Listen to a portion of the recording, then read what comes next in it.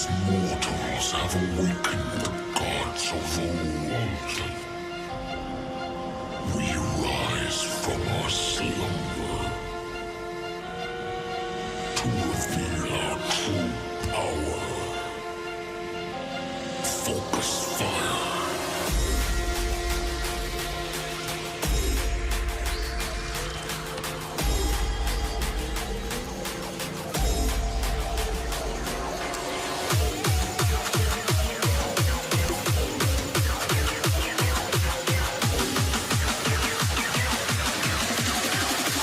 Now to strike.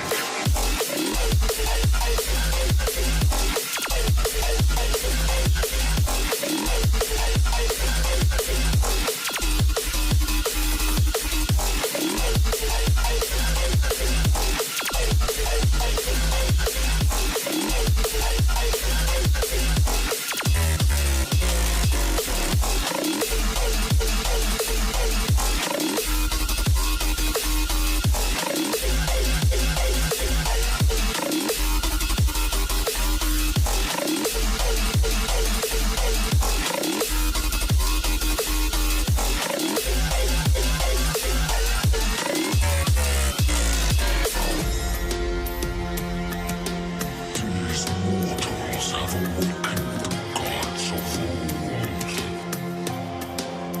We rise from our slumber to reveal our true power. Focus fire.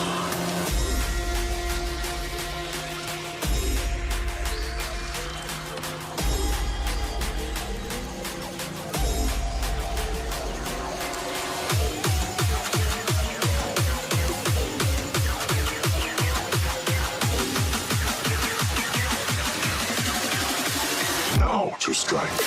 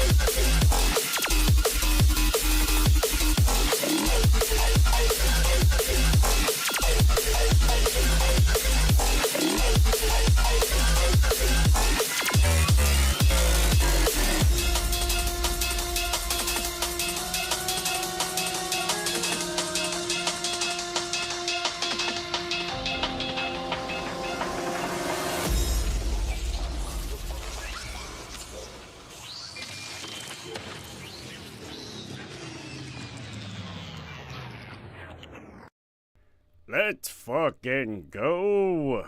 Welcome in, everybody. Happy Halloween. It is time for some Vlad the motherfucking Impaler, buddy. Yeah, buddy. It's fucking time. Oh, man. This guy's a legend. Fucking legend. Quite literally.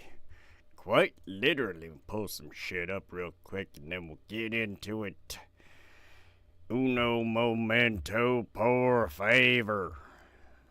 Let's see here. Vlad the Impaler. This motherfucker. Ride me out. Alright. The fucking amount of red could not be more perfect. Anyways, how's everybody's Halloween? I hope you're all doing well.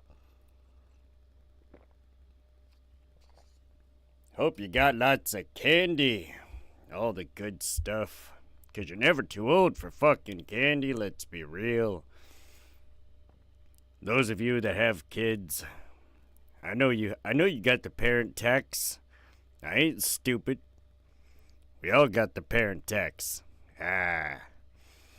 Anyways, on to Vlad the Third, commonly known as Vlad the Impaler, or Vlad Dracula, son of Vlad Dracul, was voivode of Wallachia 3 times between 1448 and his death in 1476 or 77. He is often considered one of the most important rulers in Wallachian history and a national hero of Romania. Goddamn right he was. He was the second son of Vlad Dracul. Shit, that was a small picture. Who became the ruler of Wallachia in 1436. Vlad and his younger brother Radu were held as hostages in the Ottoman Empire in 1442 to secure their father's loyalty. Vlad's eldest brother, Mircea, and their father were murdered after John Hunyadi, regent governor of Hungary, invaded Wallachia in 1447. Hunyadi installed Vlad's second cousin, Vladislav II, as the new voivode. Hunyadi launched a military campaign against the Ottomans in the autumn of 1448, and Vladislav accompanied them. Vlad broke into Wallachia with Ottoman support in October, but Vladislav returned, and Vlad sought revenge in the Ottoman Empire before the end of the year. Vlad went to Moldavia in 1449 or 1450, and later to Hungary. Relations between Hungary and Vladislav later deteriorated, and in 1456, Vlad invaded Wallachia with Hungarian support. Vladislav died fighting against him. Vlad had begun a purge against the Wait, that's not right. Maybe it is. Begun a purge against the Wallachian boyars to strengthen his position. He came into conflict with the Transylvanian Saxons, who supported his opponents Dan and Basarab Leota, and Vlad's illegitimate half-brother, Vlad Kalugral. Vlad plundered the Saxon villages, taking the captured people to Wallachia, where he had them impaled. Peace was restored in 1460. Damn right it was. The Ottoman Sultan, Mehmed II, ordered Vlad to pay homage to him personally, but Vlad had the Sultan's two envoys captured and impaled. In February 1462, he attacked Ottoman territory, massacring tens of thousands of Turks and Muslim Bulgarians. Mehmed launched a campaign against Wallachia to replace Vlad with Vlad's younger brother Radu. Vlad attempted to capture the Sultan at Targovishte during the night of 16th or 17th of June, 1462.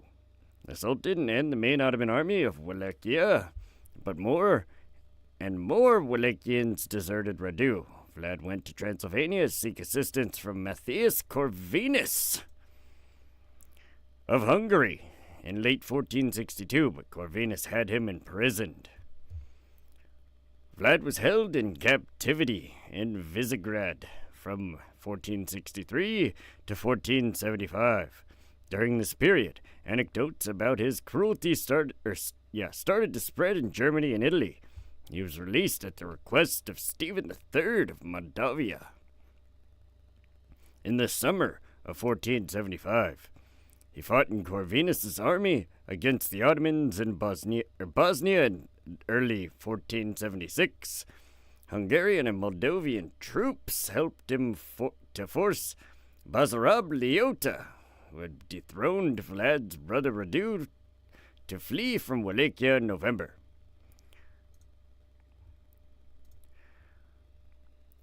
Basarab, we'll get into him later, returned with Ottoman support before the end of the year.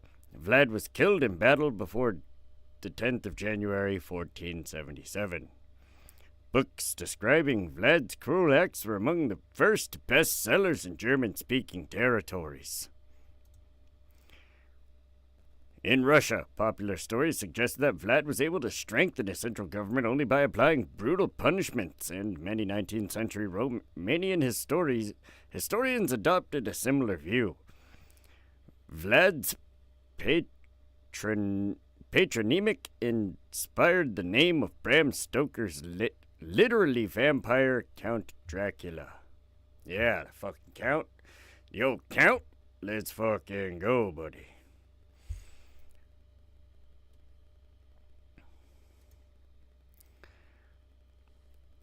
The name Dracula, which is now primarily known as the name of a vampire, was for centuries known as the sobriquet of Vlad III. Diplomatic reports and popular stories referred to him as Dracula, Dracuglia, or Dracula.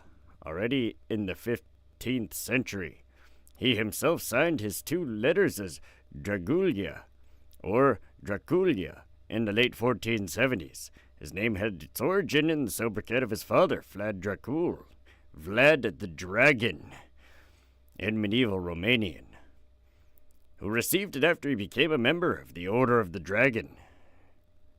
Dracula is the Slavonic genitive form of Dracul, meaning the son of Dracul, or the dragon. In modern Romanian, Dracul means the devil, which contributed to Vlad's reputation. Damn it. Vlad III is known as Vlad Tepes, or Vlad the Impaler in Romanian historiography. The sobriquet is connected to the impalement that was his favorite method of execution. I mean, it's effective, let's be honest. The Ottoman writer Tursun Beg referred to him as Kazikli Voivoda, or Impaler Lord, around 1500. That's kind of fucked. Mircea the Shepherd, Voivode of Wallachia, used this sobriquet when referring to Vlad III in letter of grant on the 1st of April, 1551. Vlad was the second legitimate son of Vlad II Dragul, who was himself an illegitimate son of Mircea I of Wallachia. This guy right here. Vlad II had one moniker, Dracul, for his membership in the Order of the Dragon, a militant fraternity founded by Sigismund of Luxembourg. Shit. King of Hungary. The Order of the Dragon was dedicated to halting the Ottoman advance into Europe. Since he was old enough to be a candidate for the throne of Wallachia, Vlad's time of birth would have been placed between 1428 and 1431. Vlad was most probably born after his father settled in Transylvania in 1429. Historian Radu Florescu writes that Vlad was born in Transylvanian Saxon town of Sigisoara, then in the Kingdom of Hungary, where his father lived in a 3-story stone house from 1431 to 1435.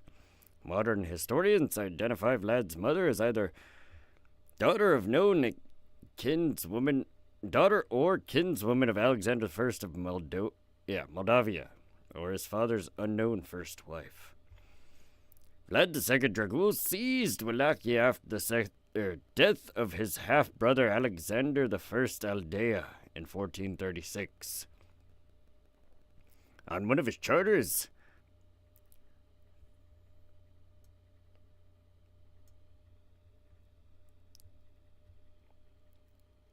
which was issued on the 20th of January 1437, preserves the first reference to Vlad III and his elder brother Mircea, mentioning them as their father's firstborn sons.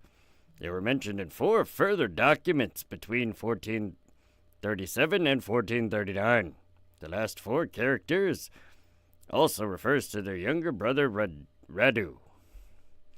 After meeting with John Hunyadi, voivode of Transylvania, Vlad II Dracul did not support an Ottoman invasion of Transylvania in March 1442. Ottoman Sultan Murad II ordered him to come to Gallipoli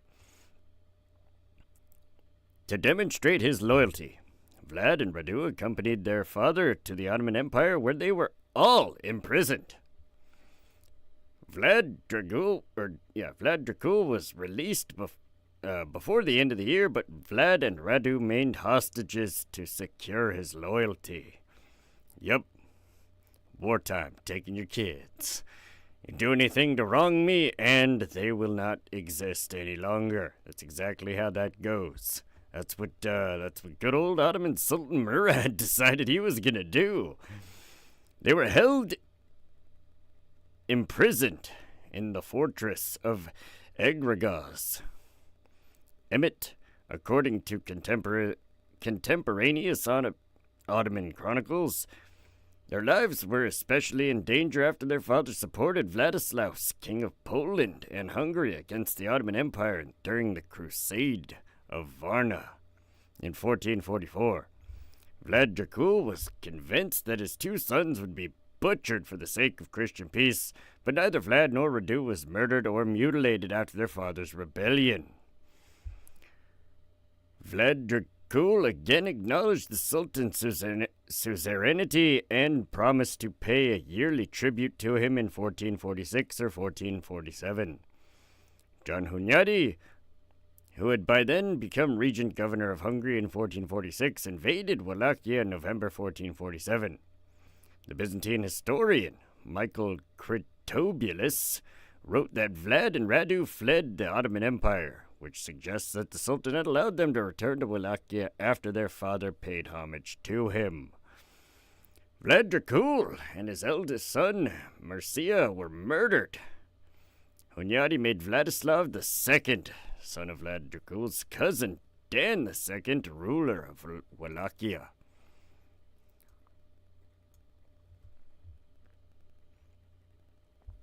Upon the death of his father and elder brother, Vlad became a potential claimant to Wallachia. Vladislav II of Wallachia accompanied John Hunyadi, who launched a campaign against the Ottoman Empire in September 1448, taking advantage of his opponent's absence. Vlad broke into Wallachia at the head of an Ottoman army in early October. He had to accept that the Ottomans had captured the fortress of Giurgiu on the Danube and strengthened it.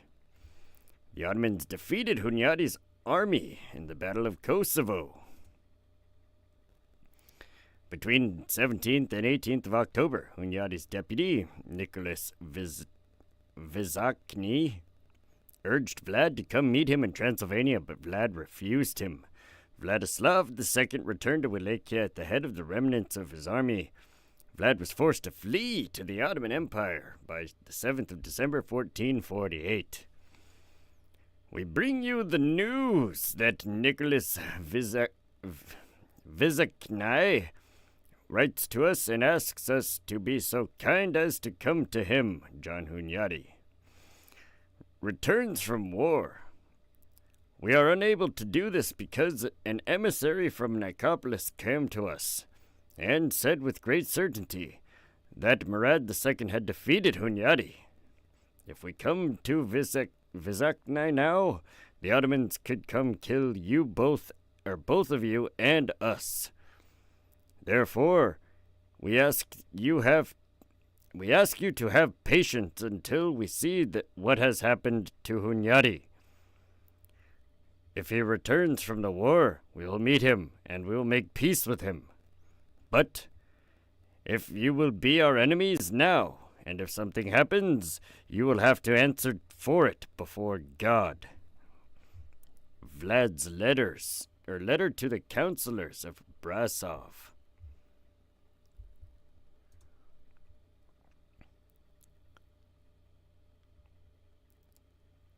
Vlad first settled in Edirne, the Ottoman Empire, after his fall. Not long after, he moved to Moldavia, where Bogdan II, his father's brother-in-law and possibly maternal uncle, had mounted the throne with John Hunyadi's support in autumn of 1449.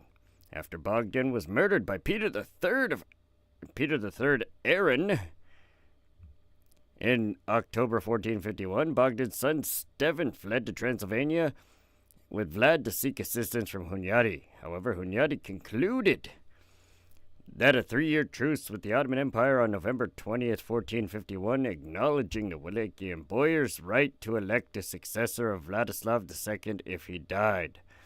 Vlad allegedly wanted to settle in Brasov. but Hunyadi forbade the Bulgars to give shelter to him on the 6th of February 1452.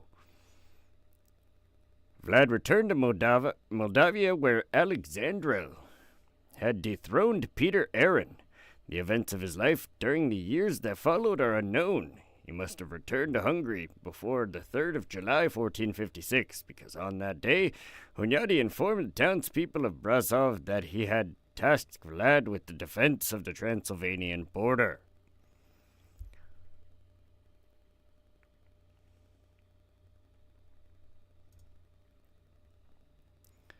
The circumstances and date of Vlad's return to Wallachia are uncertain. He invaded Wallachia with Hungarian support in either April, July, or August 1456. Vladislav II died during the invasion. Vlad sent his first extant letter as voivode of Wallachia to the burghers of Brasov on the 10th of September. He promised to protect them in case of an Ottoman invasion of Transylvania, but he also sought their assistance if the Ottomans occupied Wallachia. In the same letter, he stated that when a man or a prince is strong and powerful, he can make peace as he wants to. But when he is weak, a stronger one will come and do what he wants to him, showing his authoritarian personality. Multiple sources recording that hundreds or thousands of people were executed at Vlad's order at the beginning of his reign. He began with a purge against the boyars who had participated in the murder of his father and elder brother, or whom he suspected of plotting against him. It was a combination of the fucking two.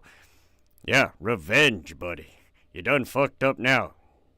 He was like the guy that they all should have hoped didn't get into fucking power, and I'm sure they did hope that, but he still got into power and said, yeah, be gone with you. Be gone with you.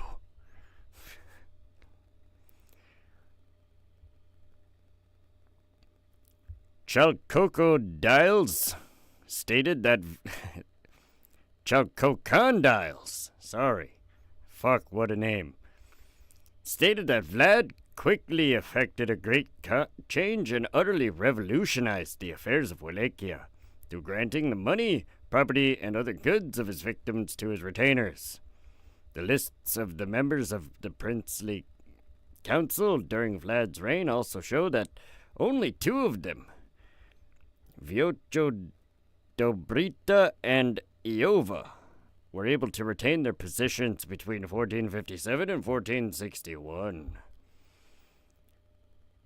Vlad had sent the customary tribute to the Sultan after John Hunyadi died on 11th of August 1456. His elder son, Ladislaus Hunyadi, became the Captain General of Hungary. He accused Vlad of having no intention of remaining faithful to the King of Hungary in a letter to the burghers of Brasov, also ordering them to support Vladislaus II's brother, Dan III, against Vlad. The burghers of Sibiu supported another pretender, a priest of the Romanians who called himself a prince's son.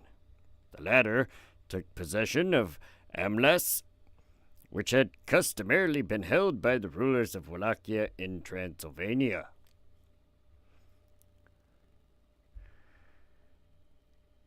Ladislaus V of Hungary had Ladislaus Hunyadi executed on the 16th of March 1457. Hunyadi's mother, Elizabeth Zilagyi, and her brother, Michael Zilagyi, stirred up a rebellion against the king. Taking advantage of the civil war in Hungary, Vlad assisted Stefan, son of Bogdan II of Moldavia, in his move to seize Moldavia in June 1457. Vlad also broke into Transylvania and plundered the villages around Brasov and Sibiu. The earliest German stories about Vlad recounted that he had carried men, women, and children from a Saxon village to Wallachia and had them impaled. Since the Transylvanian Saxons remained loyal to the king, Vlad's attack against them strengthened the position of the Zilagyis. Vlad's representative participated in the peace negotiations between Michael Zilagi and the Saxons. According to their treaty, burghers of Brazov agreed that they would expel Dan from their town. Vlad promised that the merchants of Sibiu could freely buy and sell goods in Wallachia in exchange for the same treatment of Wallachian merchants in Transylvania.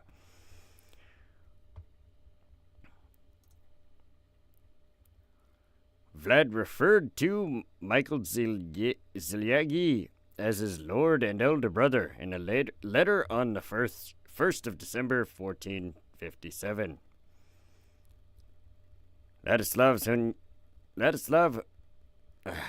Ladislaus Hunyadi's brother, Matthias Corvinus, was elected king of Hungary on the 24th of January 1458. Yeah, I'm not that. I'm still way back here.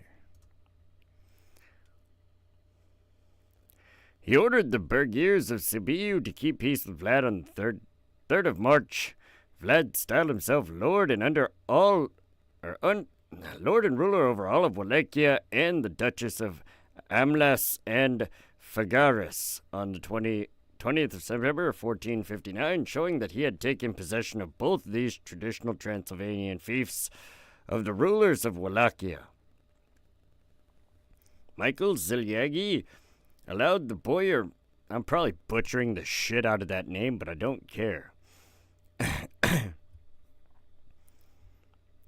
allowed the boyar Michael and other Wallachian boyars to settle in Transylvania in the late March 1458. Before long, Vlad had the boyar Michael killed. In May, Vlad asked the burghers of Brazov to send craftsmen to Wallachia, but his relationship with the Saxons deteriorated before the end of the year. According to a scholarly theory, the conflict emerged after Vlad forbade the Saxons to enter Wallachia, forcing them to sell their goods to Wallachian merchants at compulsory border fairs. Vlad's protectionist tendencies or border fairs are not documented. Instead, in 1476, Vlad emphasized that he had always promoted free trade during his reign. The Saxons confiscated the steel that Wallachian merchant had bought in Brazov without repaying the price to him. In response, Vlad ransacked and tortured some Saxon merchants. According to a letter that Basarab Leota, son of Dan II of Wallachia, wrote on 21st of January 1459, Basarab had settled in Sigisoara and laid claim to Wallachia.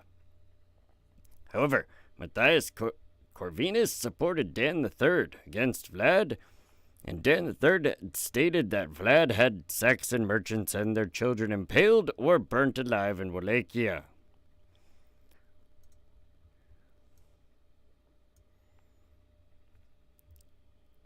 You know that King Matthias has sent me when I came to Terra Barce. The officials and counselors of Brazov and the old men of Terra Barce cried to us with broken hearts about the things which Dracula, our enemy, did. How he did not remain faithful to our lord, the king, and had sided with the Ottomans. He captured all the merchants of Brazov and Terra Barce who had gone in peace to Wallachia and took all their wealth, but he was not satisfied with only the wealth of these people, but he imprisoned them and impaled them, 41 in all. Nor were these people enough. He became even more evil and gathered 300 boys from Brazov and Terra Barce that he found in Wallachia. Of these he impaled some and burned others. Basarab Leota's letter to the counselors of Brazov and Terra Barce.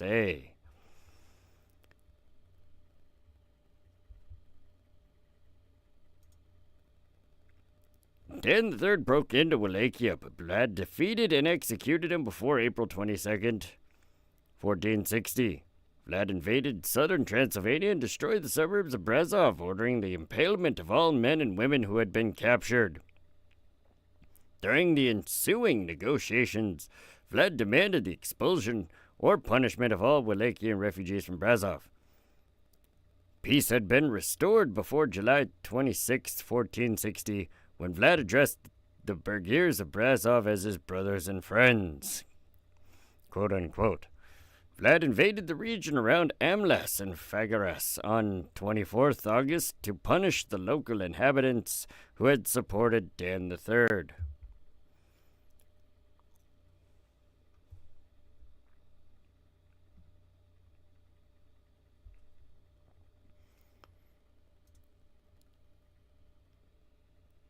Konstantin Mihailovic recorded that Vlad refused to pay homage to the Sultan in an unspecified year.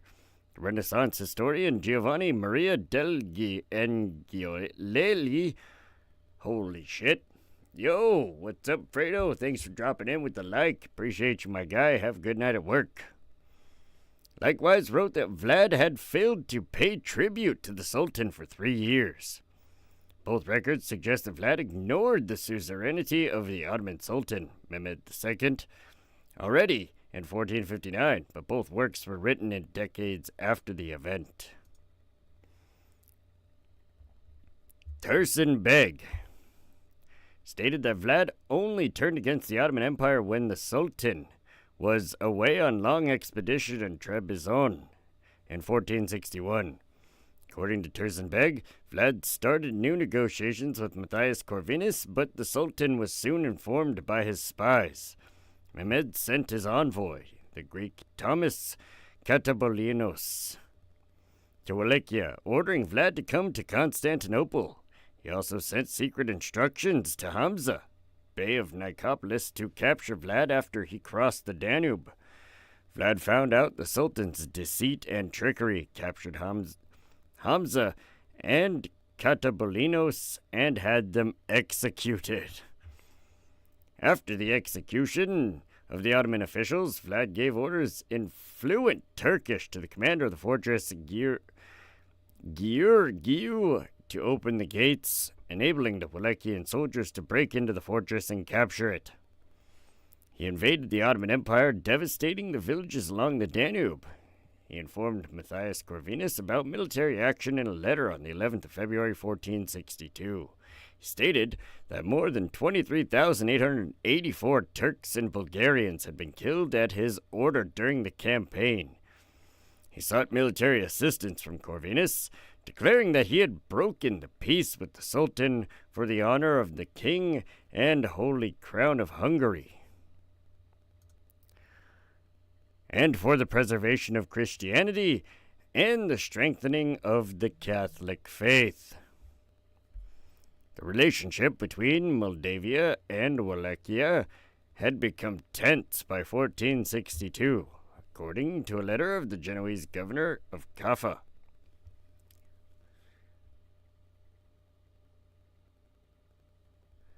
Having learned of Vlad's invasion, Mehmed II raised an army of more than 150,000 strong that was said to be the second in size only to the one that occupied Constantinople in 1453, according to Chalcondyles.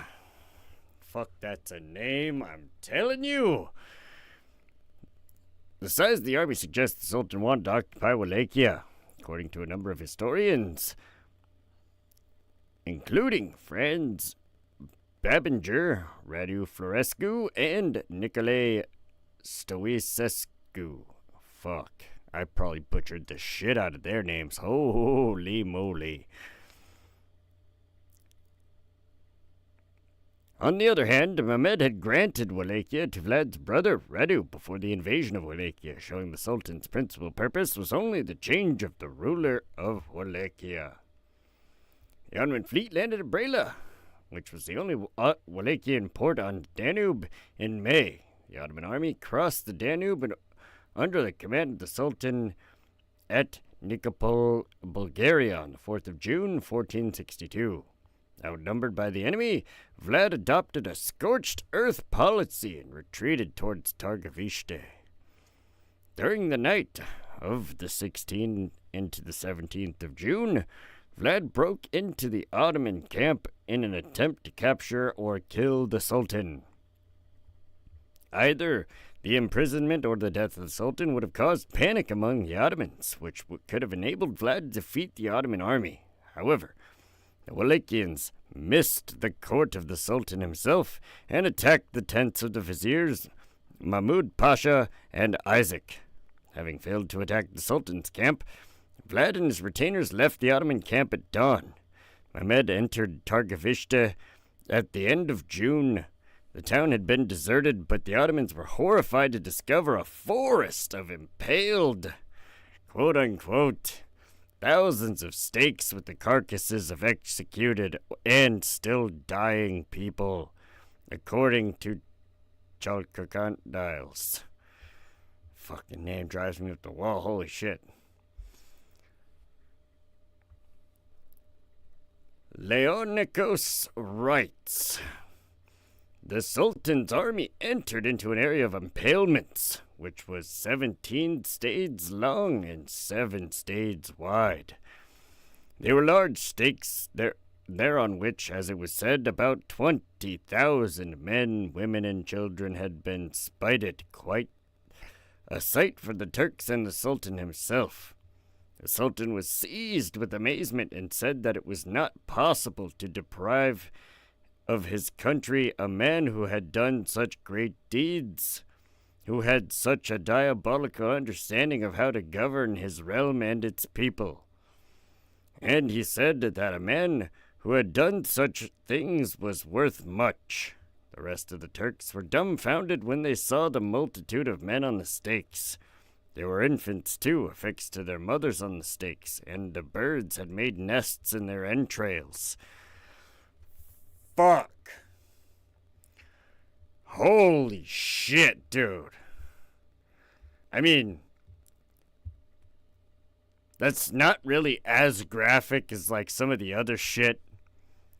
There's a couple of accounts from historians that I can't really get into because it's fucking gore. That's about as gory as, like, I think BTWS will let me go. I appreciate it, YouTube. Thanks for letting me do this episode. Holy shit.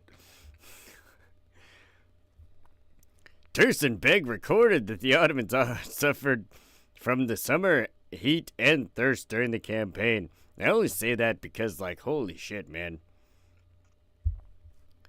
This is probably one of the gorier things. You know? Like, damn. The Sultan decided to retreat from Wallachia and march towards Brela. Stephen III of Moldavia hurried to Chilia, now Kilia in Ukraine, to seize the important fortresses where a Hungarian garrison had been placed. Vlad also departed for Chilia, but left behind a troop of 6,000 strong to try and hinder the march of the Sultan's army. But the Ottomans defeated the Wallachians. Stephen of Moldavia was wounded during the siege of Chilia and returned to Moldavia before Vlad came to the fortress.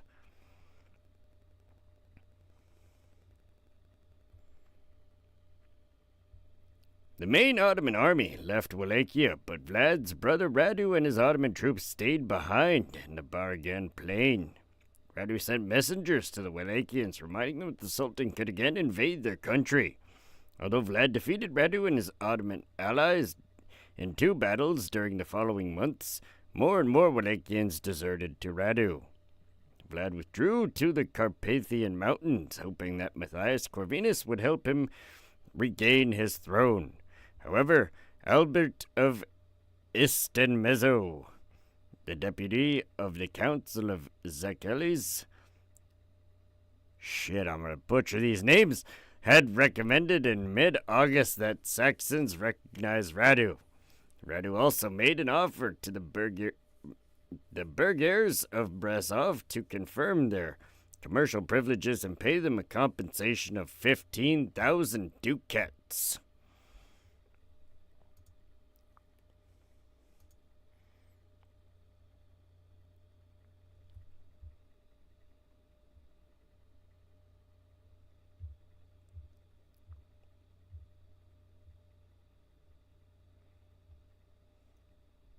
Huh.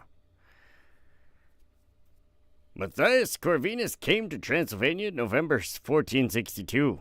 Negotiations between Corvinus and Vlad lasted for 2 weeks. But Corvinus did not want to wage war against the Ottoman Empire.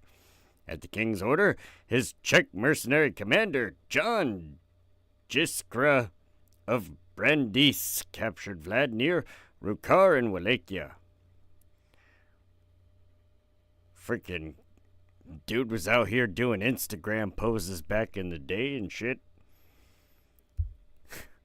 To provide an explanation for Vlad's imprisonment to Pope Pius II and the Venetians, who had sent money to finance a campaign against the Ottoman Empire, Corvinus presented 3 letters allegedly written by Vlad on the 7th of November 1462 to Mehmed, Mahmud Pasha, and Stephen of Moldavia. According to the letters, Vlad offered to join his forces with the Sultan's army against Hungary if the Sultan restored him to his throne. Most historians agree that these documents were forged to give grounds for Vlad's imprisonment. Yeah, that's how they be doing it. You see, it wouldn't be the first time in history that, they tried to forge a bunch of false information to convince, I don't know, whoever the fuck they need to convince to get somebody out of power. I mean, dang. Happens all the time.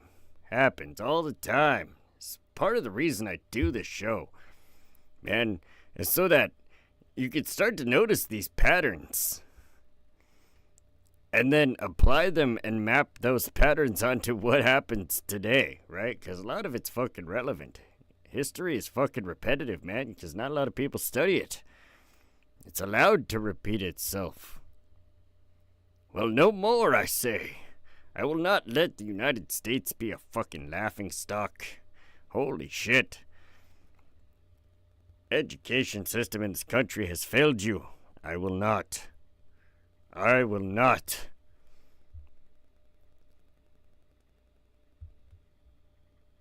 Corvinus's court historian Antonio Bonfini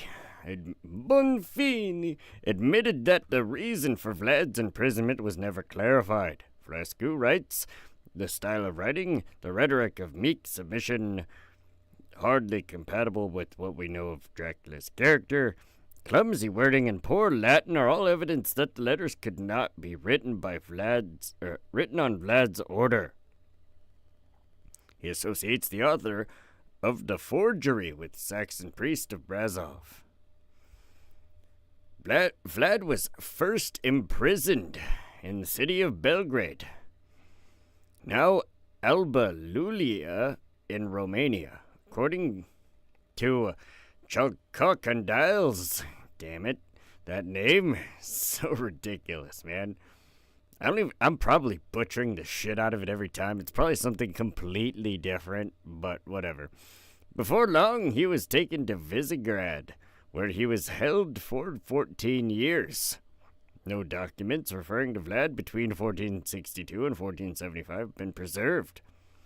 In the summer of 1475, Stephen III of Moldavia sent his envoys to Matthias Corvinus, asking him to send Vlad to Wallachia against Basrab Leota, who had submitted himself to the Ottomans. Stephen wanted to secure Wallachia for a ruler who had been an enemy of the Ottoman Empire because the Wallachians were, like the Turks, to the Moldavians, according to his letter. According to Slavic stories about Vlad, he was only released after he converted to Catholicism. Dang. Matthias Corvinus recognized Vlad as the lawful prince of Wallachia, but he did not provide him with the military assistance to regain his principality. Vlad settled in a house in Pest, with a group of soldiers who broke into the house, or when a group of soldiers broke into the house while pursuing a thief who had tried to hide there, Vlad had their commander executed because they had not asked his permission before entering his home. According to the Slavic stories about his life, Vlad moved to Transylvania in June 1475. He wanted to settle in Sibiu and sent his envoy to the town in early June and arranged for him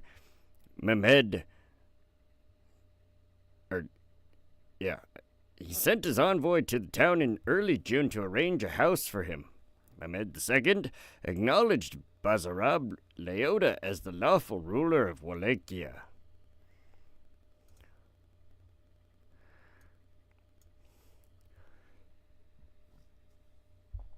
Corvinus ordered the Burghers of Sibiu to give 200 golden florins to Vlad from the royal revenues on the 21st of September, but Vlad left Transylvania for Buda in October. Vlad bought a house in Pécs and became known as Dracula Haza, Dracula's house in Hungarian. In January 1476, John Pongrak of Dengeleg, voivode of Transylvania, urged the people of Brasov to send Vlad all of his supporters who had settled in his town, because Corvinus and Basarab Leota had concluded a treaty. The relationship between Transylvanian Saxons and Basarab remained tense as the Saxons gave shelter to Basarab's opponents during the following months. Corvinus dispatched Vlad and the Serbian Vuk Gurovic to fight against the Ottomans in Bosnia in early 1476. They captured Srebrenica and other fortresses in February and March in 1476. In the Bosnian campaign, Vlad once again restored his terror tactics, mass impaling captured Turkish soldiers and massacring civilians in conquered settlements. His troops mostly destroyed Srebrenica, Kuzlat, and Zvornik. Fucking A.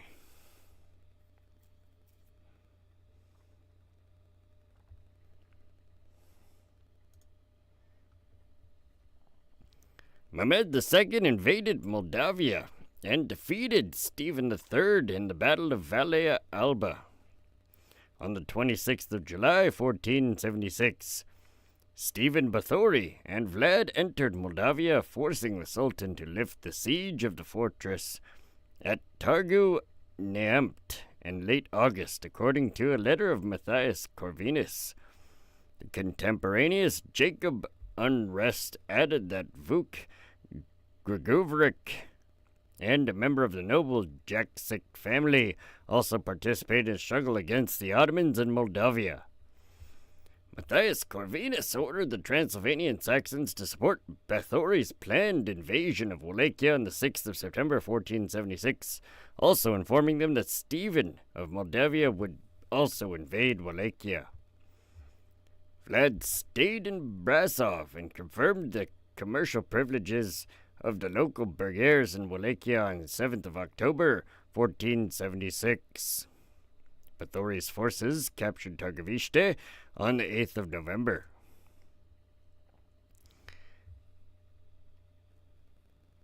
Stephen of Moldavia and Vlad ceremoniously confirmed their alliance, and they occupied Bucharest, following Basarab Leota to seek refuge in the Ottoman Empire on the 16th of November. Or forcing Basarab Leota to seek refuge in the Ottoman Empire. Vlad informed the merchants of Brasov about his victory, urging them to come to Wallachia. He was crowned before the 26th of November. Basarab Leota returned to Wallachia with Ottoman support, and Vlad died fighting them in late December 1476 or early January 1477. In a letter written on the 10th of January 1477, Stephen III of Moldavia related that Vlad's Moldavian retinue had also been massacred. According to the most reliable sources, Vlad's army of about 2,000 was cornered and destroyed by a Turkish Basarab force of 4,000 near Snagov. The exact circumstances of his death are unclear. The Austrian chronicler Jacob Unrest states that a disguised Turkish assassin murdered Vlad in his camp. An assassin. It was the Order of Assassins. They did it.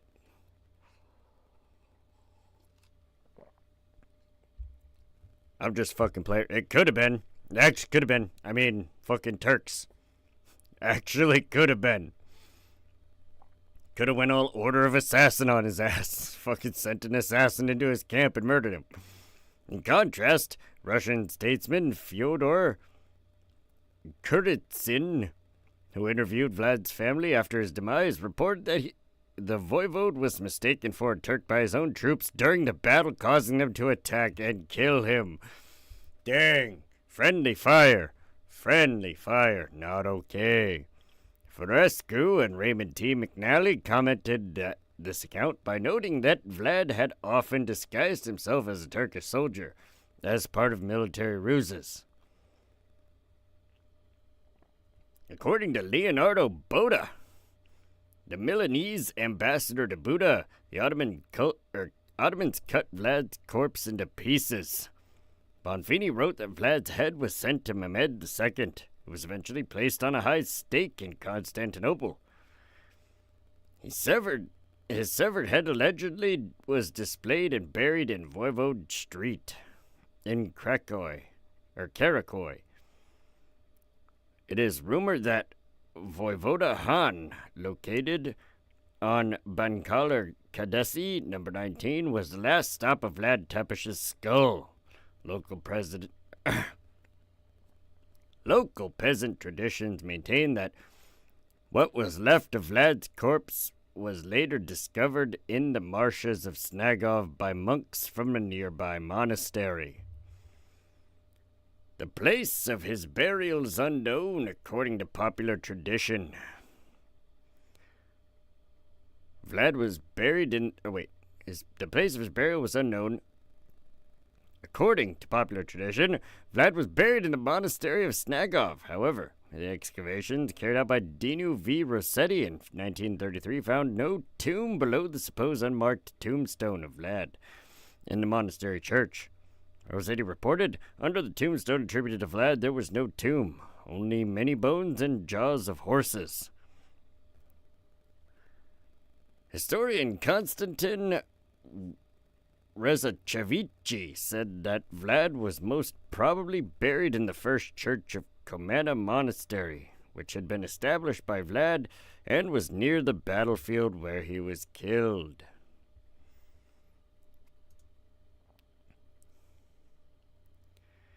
Stories about Vlad's brutal acts begun circulating during his lifetime. After his arrest, courtiers of Matthias Corvinus prompted their spread. The papal legate Niccolo Mudrusiensi had already written about such stories to Pope Pius II in 1462. 2 years later, the Pope included them in the commentaries. It is even rumored that Vlad would dip his bread in the blood of his impaled victims, though this could be a legend and most likely is. Meistersinger Michael Beheim wrote a lengthy poem about Vlad's deeds, allegedly based on his conversation with a Catholic monk who had managed to escape from Vlad's prison. The poem, called von einem Wutrich der Heistrakel Weidavon der Valake, story of a despot called Dracula, voivode of Wallachia, was performed at a court of Frederick III, Holy Roman Emperor, in Wiener Neustadt during the winter of 1463. According to one of Beheim's stories, Vlad had 2 monks impaled to assist them to go to heaven, according to impalement of their donkey because it begun braying after his master's death. Well then, Beheim also accused Vlad of duplicity, stating that Vlad had promised to support both Matthias Corvinus and Mehmed II, but did not keep the promise.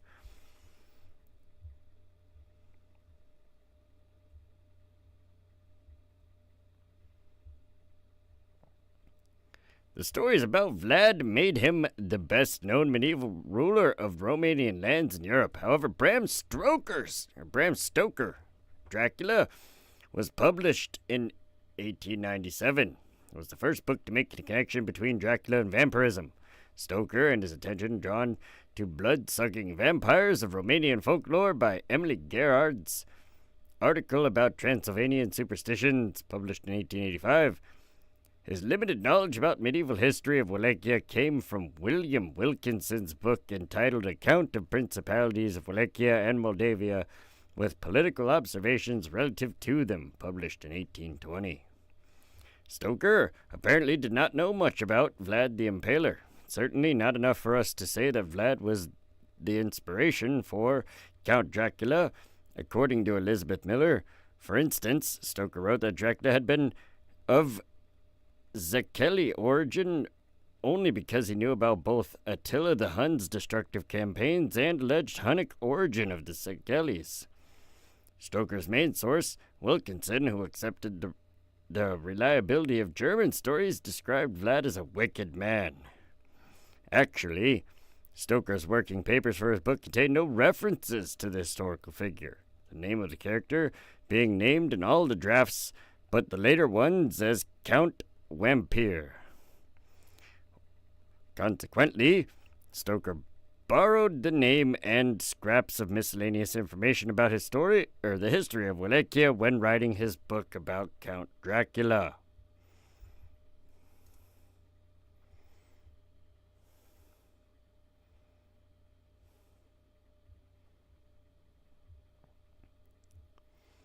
There are more than 20 manuscripts written between the 15th and 18th centuries, which preserve text of Sekanzi o Draculi Voivode.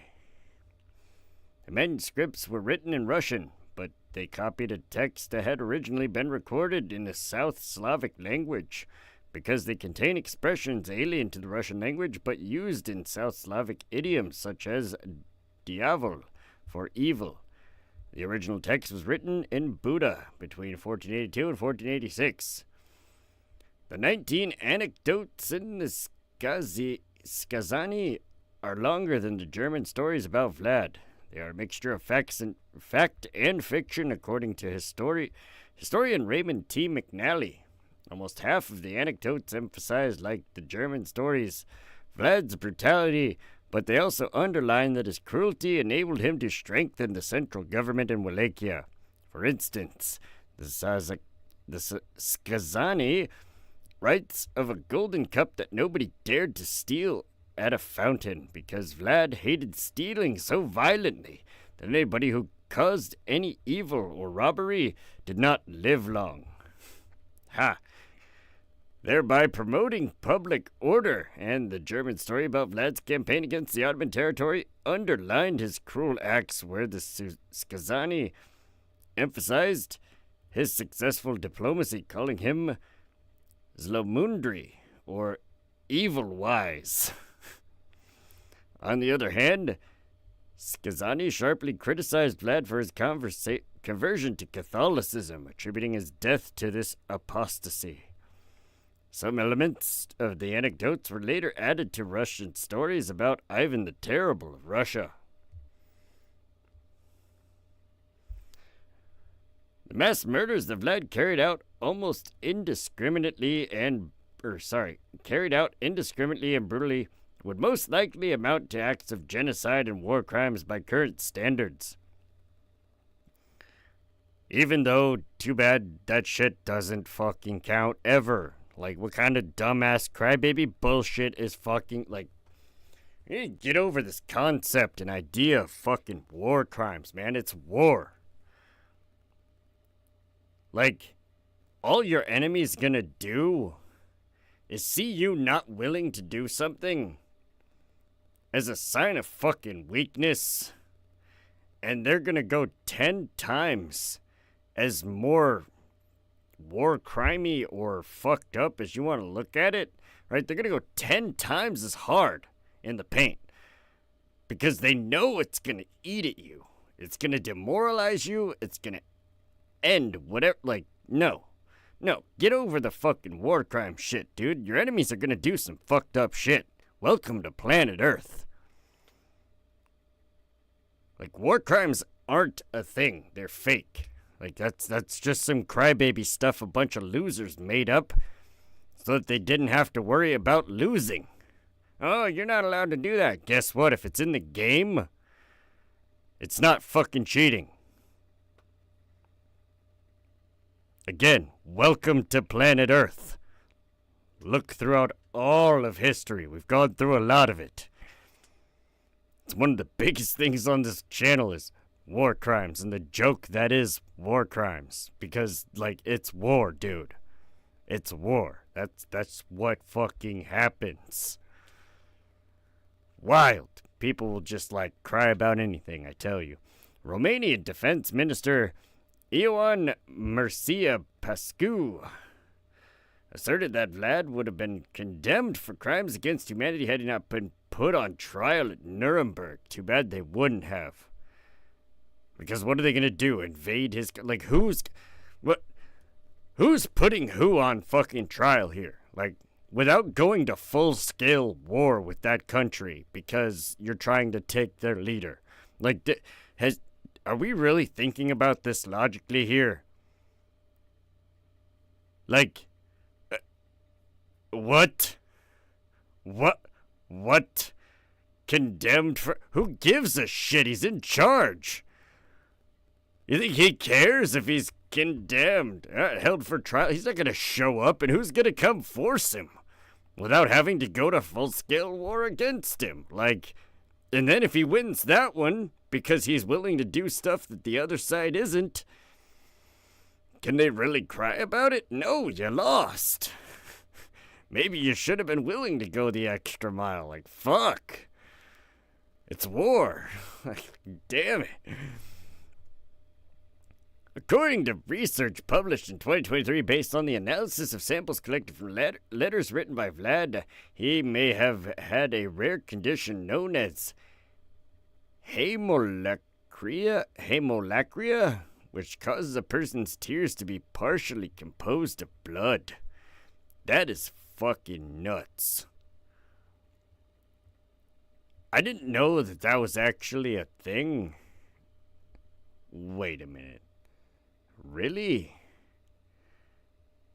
Is it rare? Let me see. Highly rare condition. Holy shit. Extremely rare condition. Got it. All right. Well, look at that. That's fucking nuts.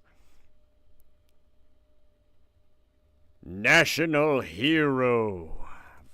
Fucking... The Cantacuzino Chronicle was the first Romanian historical work to record a tale about Vlad the Impaler, narrating the impalement of the old boyars of Târgoviște for the murder of his brother Dan. The chronicle added that Vlad forced the young boyars and their wives and children to build a Poenari castle. The legend of the Poenari castle was mentioned in 1747 by Neophyt I, Metropolitan of Ungro-Wallachia, who complemented it with the story of Masturul Manol, who had allegedly walled in his bribe to prevent the crumbling of the walls of the castle during the building project. In the early 20th century, Constantin Radulescu Codin, a teacher at Muskil County where the castle was situated, published a local legend about Vlad's letter of grant, written on rabbit skin, for the villagers who had helped him to escape from Poenari Castle to Transylvania during the Ottoman invasion of Wallachia. In other villages of the region, the donation is attributed to the legendary Radu Negru. Weird name.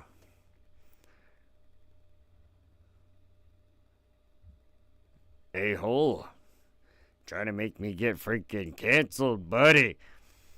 Radulescu Codin recorded further local legends and some of which were also known from the German and Slavic stories about Vlad, suggesting that the later stories preserved oral tradition. For instance, the tales about the burning of the lazy, the poor, and the lame at Vlad's order and execution of women who made her husband too short a shirt can also be found among German and Slavic anecdotes.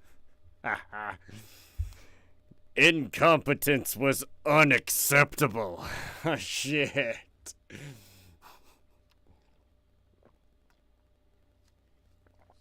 Let's go. That's actually amazing. The peasants tell their tales They're telling the tales that Vlad Sorbaket was connected to the frequent impalements during his reign, but they said only such cruel acts could secure public order in Wallachia. Well, let's talk about that for a second. Securing public order in Wallachia. Okay, so the boyars and, all that other shit, they were all already fighting for power anyways, all the time. Since Vlad started his campaign to be voivode of Wallachia, he knew his life was on the line every second. He always had people taste testing his shit, like a trusty person to just taste test his food, right? Because that was a common thing. Poison was all the big thing back in the day, man. They were all stoked on it. They were like, yeah, dude. So the boyars were running around ending each other, and trying to install whoever they wanted into power is basically like a puppet. You know what I mean? And that's part of why Vlad was kind of funny. It's part of why Vlad was not their first choice, because they couldn't really control him. It's whatever he wanted to do, he was going to do it. And if that went directly against what they wanted to happen, then fucking, it's counterproductive. So fucking, they were like, we need somebody who we can control. And Vlad's just not that guy. Almost seems like somebody else currently running for president of the United States. Trying to put him in the same bucket. I'm not trying to equate him with Vlad the Impaler. I'm just saying what the left is doing to the right now. It's pretty similar. Pretty fucking similar. It's yeah, we don't want you in power because we can't control you. I mean, let's be real. There's one of two candidates that can't complete a fucking sentence to save their life. And if they can, they said a whole lot of words and a whole lot of nothing. No sense was made. No point was ever crossed. It was just vocal vomit that didn't even really sound pleasant. But that's besides the point. I'm just saying. These guys didn't like Vlad because they couldn't control him, and so his life was constantly under threat the entire time. He knew this, and he knew the only way that he could stop that from being a threat the entire time is to, remove the threat from existence via impalement. Deterrence. They work.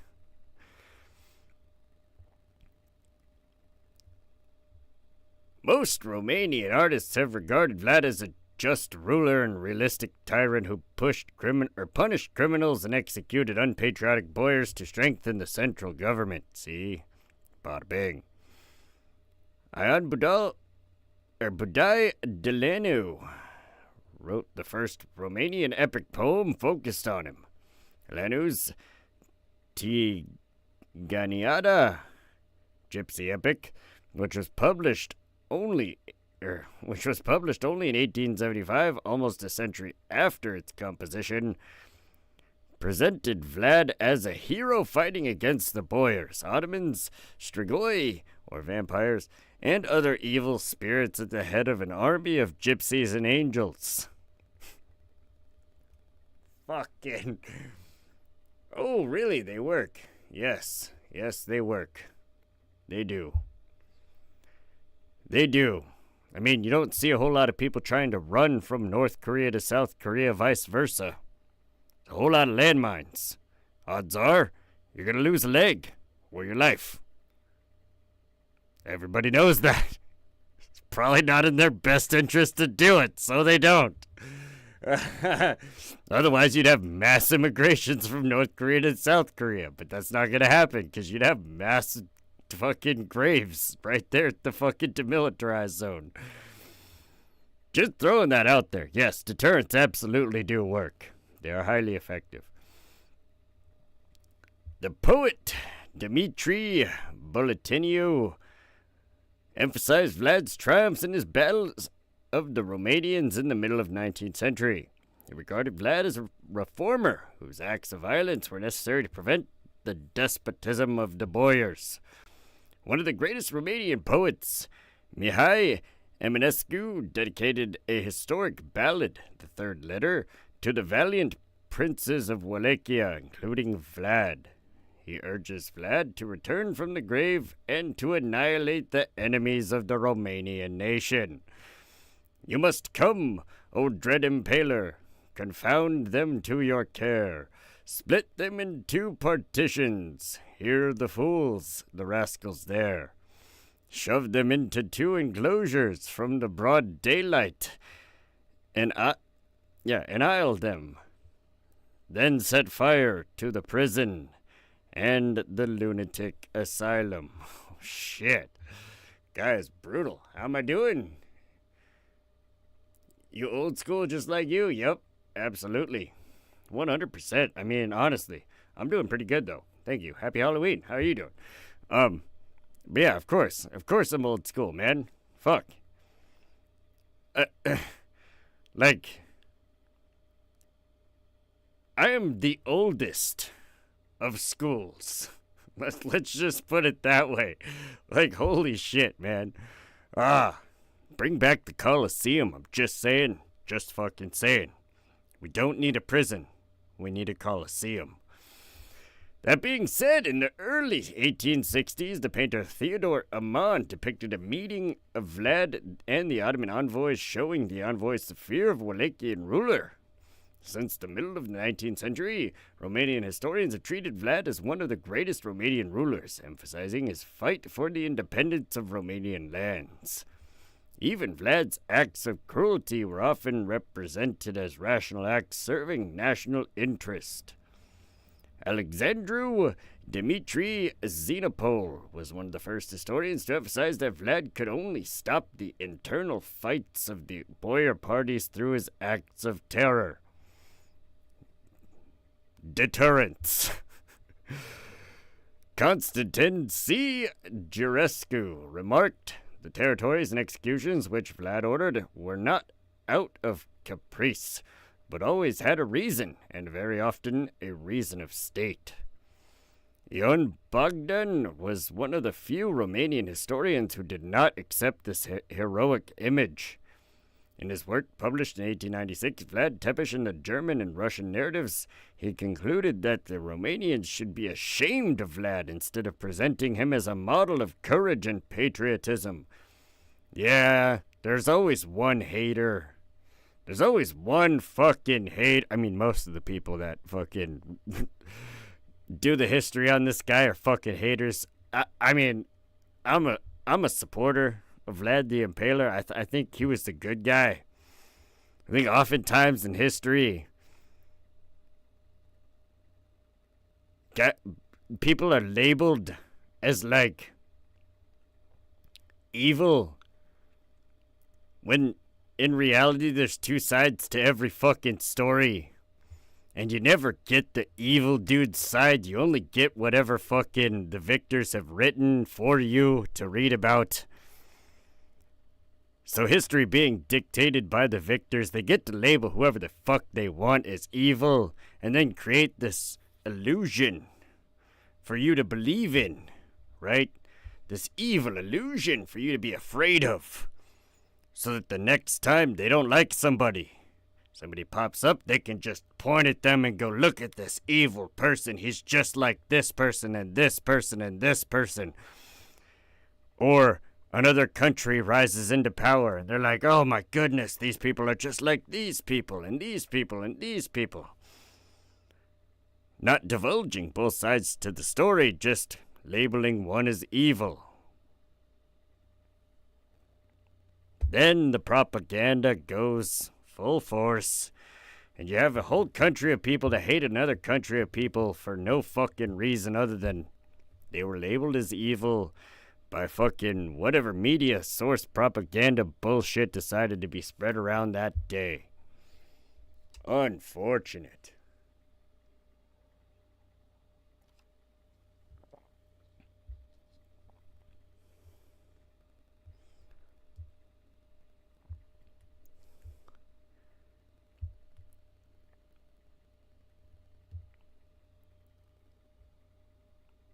According to an opinion poll conducted in 1999, 4.1% of the participants chose Vlad the Impaler as one of the most important historical personalities who have influenced the destiny of Romanians for the better. Yeah, a lot of people in Romania now are, he's fucking sick. How could he? How could somebody be this evil? It's like, he's not. Kind of have to understand what was going on. It's not like he had a whole lot of options, and if you try to do things the way that people fucking, assert that things should be done, especially nowadays, right? We're talking about the fucking 1400s here. We're not talking about 2024. Like, the way that people propose things be done nowadays, holy shit. Wow. People don't care about what happened back then and have no respect for what they did. And sometimes it just depends on what it is. But seriously, people need to show respect about back then. No kidding. I mean, it's not even that or just that. It's that they need to learn a more well-rounded version of history so that they can kind of see past the bullshit, right? Like, there's always going to be somebody who's labeling somebody as something else, okay? I'm just throwing that out there, like, throughout the entirety of history, there's always been somebody who's going to label somebody else as some kind of evil monster. There's always some shadowy figure that, or maybe not even shadowy figure, like I can point to Putin, right? Everybody's afraid of Putin. It's like, dude, what the fuck are you so... People in Russia love him. They love him. He wouldn't be in fucking power if they didn't. Russians are crazy. They blow themselves up with grenades in their own fucking garage. Like, come on, there's thousands of videos of this on fucking YouTube. Like, here on YouTube, you can go watch Russians blow themselves up in their own garage with grenades. Like, and then not even take any damage from it. Just like, oops. That just happened. Haha, that was funny. Moving on. What the fuck? You'd think they're gonna let some dude like Putin ruin the day? No, hell no. If you actually look at what he's done for the country since he's gotten into fucking power, it's actually been pretty beneficial. You can't really blame the guy. It's like, oh, well, he was part KGB and he assassinated people. He did this and he did that. And it's like, well... Welcome to fucking planet Earth, man. Holy shit. Tell me a fucking other sob story, man. Holy crap. They're literally did a whole episode on the Order of Assassins. Like, this has been a thing since before the agricultural revolution. Mercenary. I know that feminists like to throw out, right, that prostitution was the first job. Oh, there were female fucking selling their bodies back in the way day before. Yeah, okay, right. No, there weren't. Not pre-ag revolution when resources were fucking really scarce. Odds were if you weren't in a small group, you were probably gonna die in a short time. Like... either to the elements, to an animal or to another small tribe of people who didn't want to have anything to do with you. Like, fuck, man. The earliest form of work, like, I will give you something if you do this task for me, is mercenary work. It is fucking mercenary work. Mercenaries are the oldest profession throughout history. Like, debate me on that, I will fucking win every time. I could prove this. That pre-ag revolution, there were mercenaries, and well before that, I could demonstrate this very logically. It's not part of today's episode, but I'm just saying, right? We kind of got onto this little tangent. But before we get into, in detail, the night attack on Targovishte, I want to talk a little bit about Mehmed II. So we're going to go back a little bit. Going to go back in the slides to Mehmed II. Look at that Instagram selfie right there. Yeah, buddy. Dude was posing. He was posing back in the day. He's like, yes, draw me. Draw me, Leonardo. I'm just kidding. I'm just fucking kidding. Ah, shit. That's actually kind of fucking funny. Man, why don't I have this pulled up? Hold on 1 second. Give me 1 second. While I do this. Because I'm going to run to the restroom real quick. I will be right back. So I'm going to play a little video, and then we'll get into Mehmed II. Just a brief overview of Vlad the Impaler's fucking, like, most popular enemy, I guess. I don't know how else to describe it other than that. It's like the most popular of fucking Vlad's enemies. I wouldn't necessarily say the main one, because the main one was definitely the Boyars, and, like, his own fucking competition for power. Right, those are probably his main enemies, but definitely Mehmed II is the most popular. So, when I get back in about 5 or 6 minutes, we'll hop into Mehmed, and then we'll get into the night attack at Targovishte, which is gory as shit, but it's awesome. Let's go. Let's fucking go.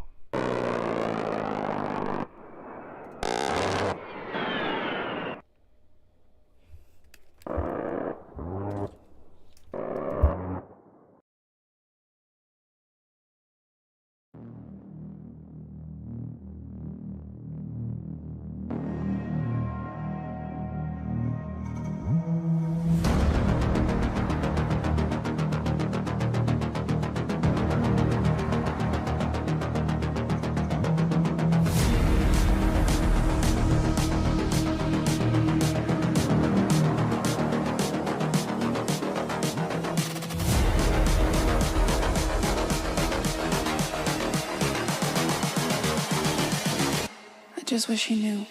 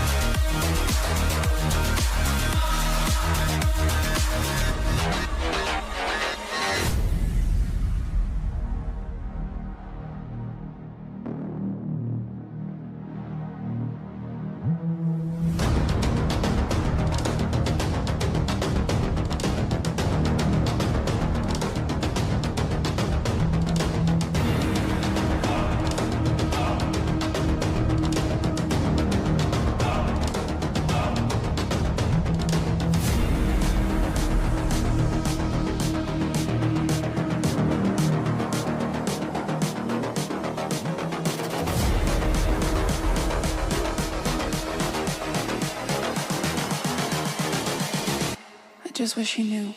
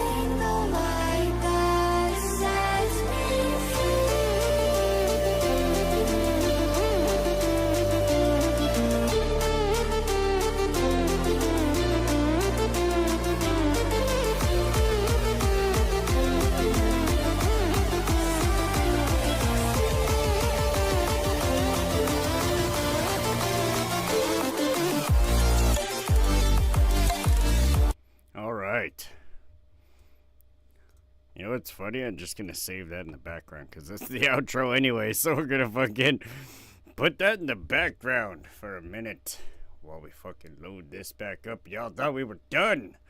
No, we ain't fucking done yet. Said this episode was gonna be a long ass episode. So, Mehmed the Second. Moving forward with Mehmed the Second, commonly known as Mehmed the Conqueror, was twice the Sultan of the Ottoman Empire from August 1444 to September 1446, and then later from February 1451 to May 1481.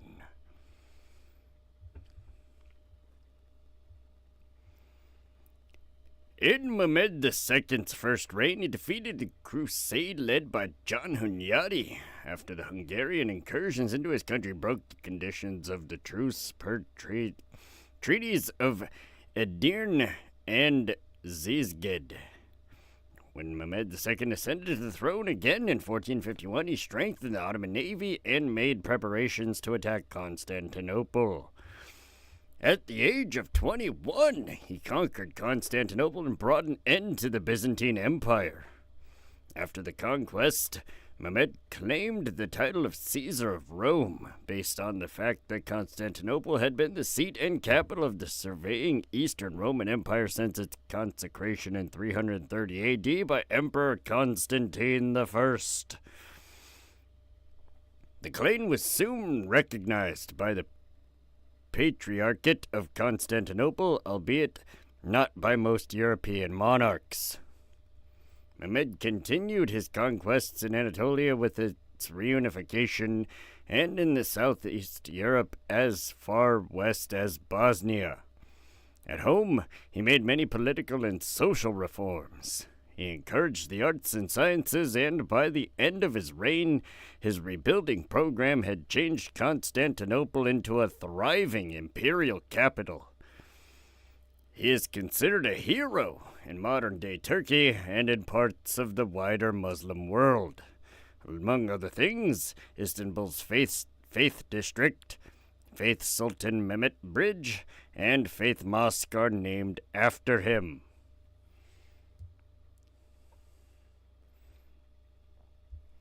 Dude is a fucking legend. Let's go, buddy.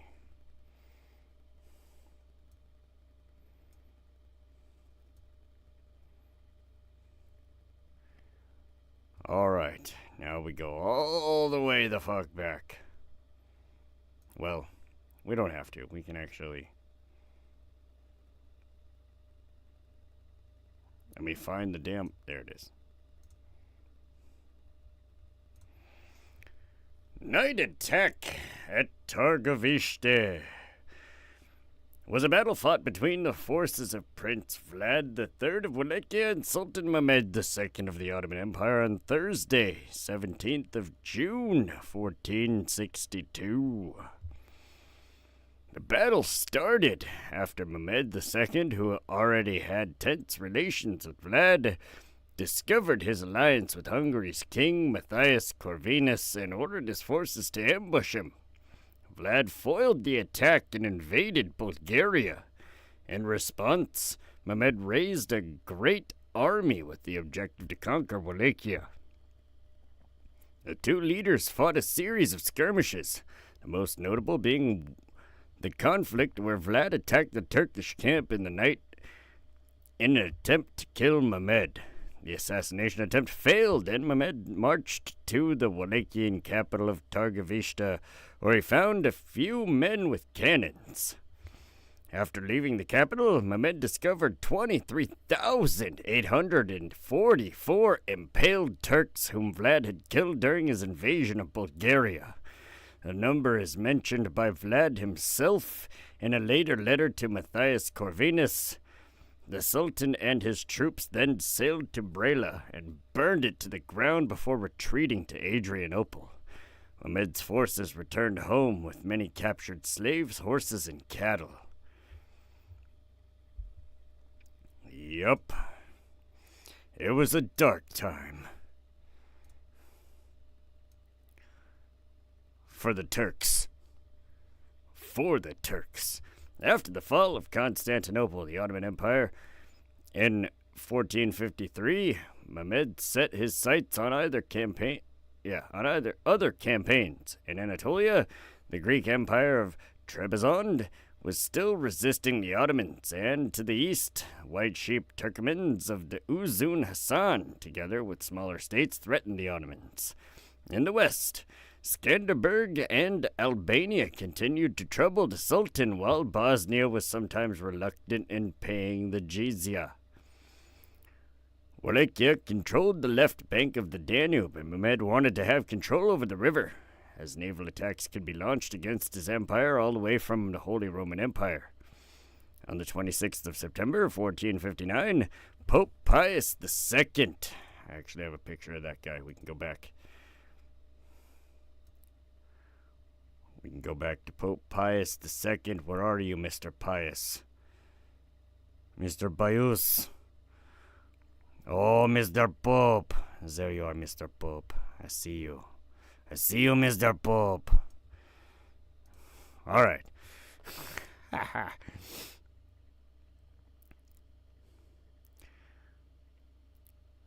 On the 26th of September 1459, Pope Pius II called for a new crusade against the Ottomans, and on January 14th, 1460, at the Congress of Mantua, the Pope proclaimed the official crusade that was to the last for 3 years. His plan, however, failed, and only European leader that showed enthusiasm for the crusade was Vlad Tepes, whom the Pope held in high regard.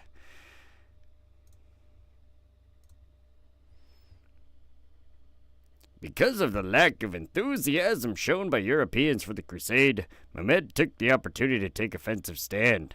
Later that same year, 1460, he captured the last independent Serbian city, Smederevo, and in 1461, he convinced the Greek despot of Morea to give up his stronghold.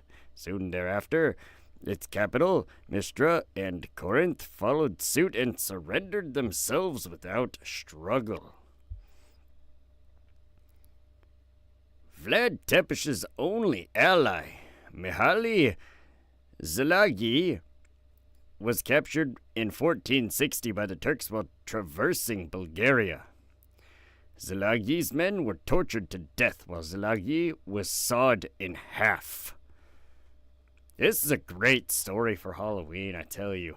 Sawed in half. Later that year, Mehmed sent envoys to Vlad to urge him to pay the delayed jizya. Vlad Tepes provoked Mehmed by having the envoys killed, and in a letter dated 10th of September 1460, addressed to the Transylvanian Saxons of Kronstadt, that he warned them of Mehmed's invasion plans and asked for their support. Vlad Tepes had not paid the annual jizya of 10,000 ducats since 1459. In addition to this, Mehmed asked him for 1,000 boys that were to be trained as janissaries. Vlad Tepes refused the demand, and the Turks crossed the Danube and started to do their own recruiting, to which Vlad reacted by capturing the Turks and impaling them. The conflict continued until 1461, when Mehmed asked the prince to come to Constantinople and negotiate with him. Yeah, of course you did. Of course you fucking did.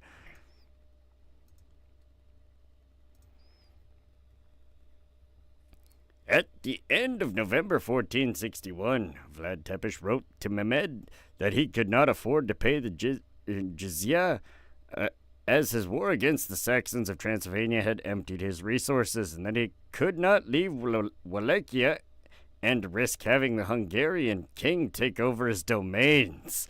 Dang, dude, he's playing fucking all angles over here like a legend. He further promised to send Sultan plenty of gold when he could afford to, and that he would go to Constantinople if the Sultan would send him a pasha to rule over Wallachia in his absence. Meanwhile, the Sultan received intelligence reports that revealed Vlad's alliance with the Hungarian king, Matthias Corvinus. He sent the Bey of Nicopolis, Hamza Pasha, to stage a diplomatic meeting with Vlad at Giurgiu, but with orders to ambush him there, and thereafter take him to Constantinople. Vlad was forewarned about the ambush and planned to set an ambush of his own. Oh, man, this is where it gets good. Telling you. Hamza brought with him 1,000 cavalry, and when passing through a narrow pass north of Giurgiu, Vlad launched a surprise attack. The Wallachians had the Turks surrounded and fired with their handgunners until the entire expedition force was killed. Historians credit Vlad Tepes as one of the first European crusaders to use gunpowder in a deadly artistic way. In a letter to Corvinus, dated 11th of February 1462, he wrote that Hamza Pasha was captured close to the former Wallachian fortress of Giurgiu. He then disguised himself as a Turk and advanced with his cavalry towards the forces, where he ordered the guards in Turkish to have the gates opened. This they did, and Vlad Tepes attacked and destroyed the fortress. He Trojan horsed him. He fucking Trojan horsed him. In his next move, he went on a campaign and slaughtered enemy soldiers and a population that might have sympathized with the Turks. First in southern... No supporting survivors. None.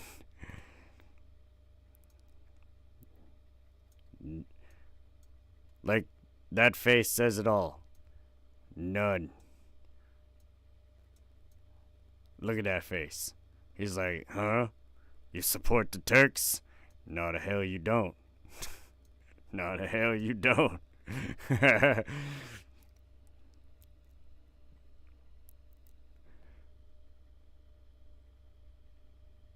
While in Bulgaria, he divided his army into several smaller groups and covered some 800 kilometers in 2 weeks.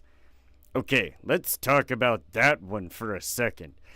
They covered 800 kilometers in 2 weeks. Not every one of these soldiers is on fucking horseback. And Transylvania, Wallachia, or that whole region of the map of planet Earth, right, is very mountainous. These dudes are doing fucking parkour through the mountains for 800 kilometers in 2 weeks. Holy shit, the legends. Man, nowadays we can't get people to get off the couch for 10 seconds, put down the double cheeseburger, and go for a fucking run. 800 kilometers in 2 weeks. Yeah, it's not like they had cars, planes, or fucking, shit. I don't even think they had a bike back then. Fuck. Definitely not for everybody to ride, that's for damn sure. And not through the mountains. As they killed over 23,000 Turks.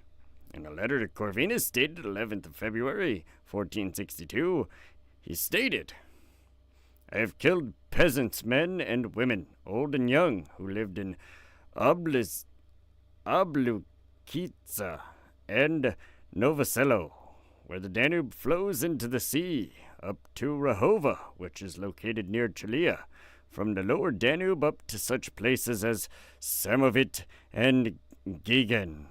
We killed 23,884 Turks, without counting those whom we burned in homes or the Turks whose heads were cut by our soldiers. Thus, Your Highness, you must know that I have broken the peace with him, Sultan Mehmet II. Christian Bulgarians were spared, and many of them were settled in Wallachia. His precise numbers were counted as such. At Giurgiu, there were 6,414 victims. At Enisala, 1,350. At Durostor, 6,840. At Orsova, 343. At Harsova, 840. Marotin, 210. Turtukaya, 630. Turnu, Batin, and Novograd, 384. Sistov, 410. Nicopolis and Gigin, 1,138. And Rahova, 1,460. When hearing about the devastation, Mehmed, who was busy besieging a fortress in Corinth, sent his Grand Vizier Mahmud with an army of 18,000 to destroy the Wallachian port of Brela.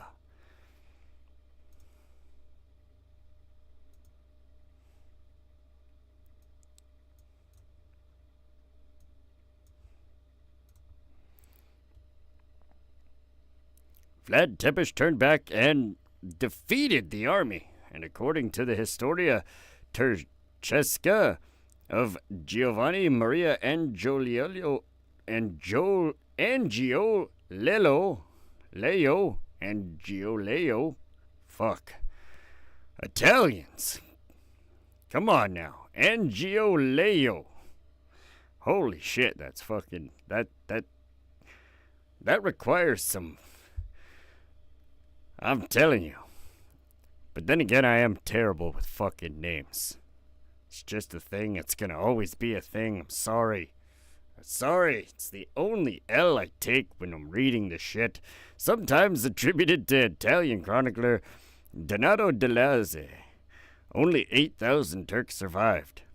Vlad Tepes's campaign was celebrated among Saxon cities of Transylvania, the Italian states, and the Pope. A Venetian envoy, upon hearing about the news at the court of Corvinus on the 4th of March, expressed great joy and said the whole Christianity should celebrate Vlad Tepes's successful campaign. An English pilgrim to the Holy Land, William Way, passing through the island of Rhodes while on his way home, wrote that the military men of Rhodes, upon hearing of Vlad Tepes's campaign, had Te Deum sung in praise and honor of the gods who had granted such victories.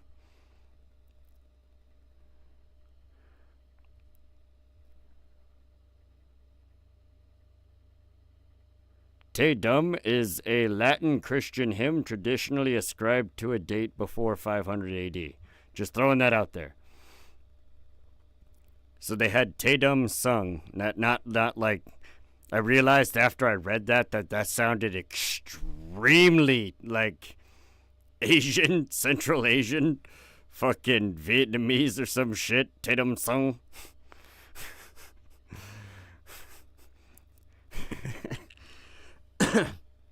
No, Te Deum or Te Deum, right, is a fucking hymn, and it was sung in praise. Just throw that out there to clarify. The Lord Mayor of Rhodes convened his brother soldiers, and the whole citizenry feasted on fruit and wine. The Genoese from Kaffa thanked Vlad Tepes for his campaign and saved them from an attack of 300 ships that the Sultan had planned to send against them. Many Turks were now frightened of Vlad and left European side of their empire and moved into Anatolia.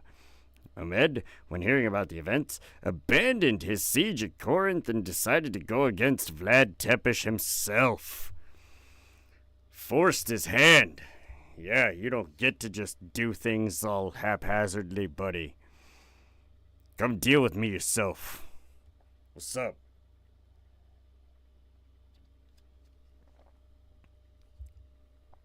There's another example of where, the whole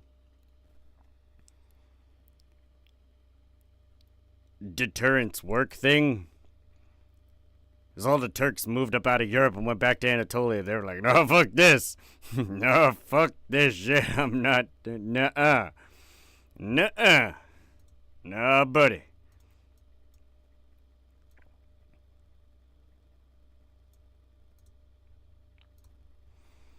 Mehmed sent messengers in all directions to assemble an army. Quote, which in numbers and armaments must have been equal to that which he had employed in the siege of Constantinople, end quote. On the 26th of April, or the 17th of May, 1462, either or, the Sultan moved with his army from Constantinople with the objective of conquering Wallachia. The Sultan himself wrote in a letter addressed to one of his grand viziers that he took 150,000 men with him. The Greek historian Laonikos wrote of Mehmed's army as huge, second in size only to the one that the Sultan led against Constantinople. He estimated the force of 250,000, while the Turkish historian Tursun Bey mentioned 300,000. Bruh, stop exaggerating the numbers. The Sultan himself said 150,000. Like, what the fuck, historians?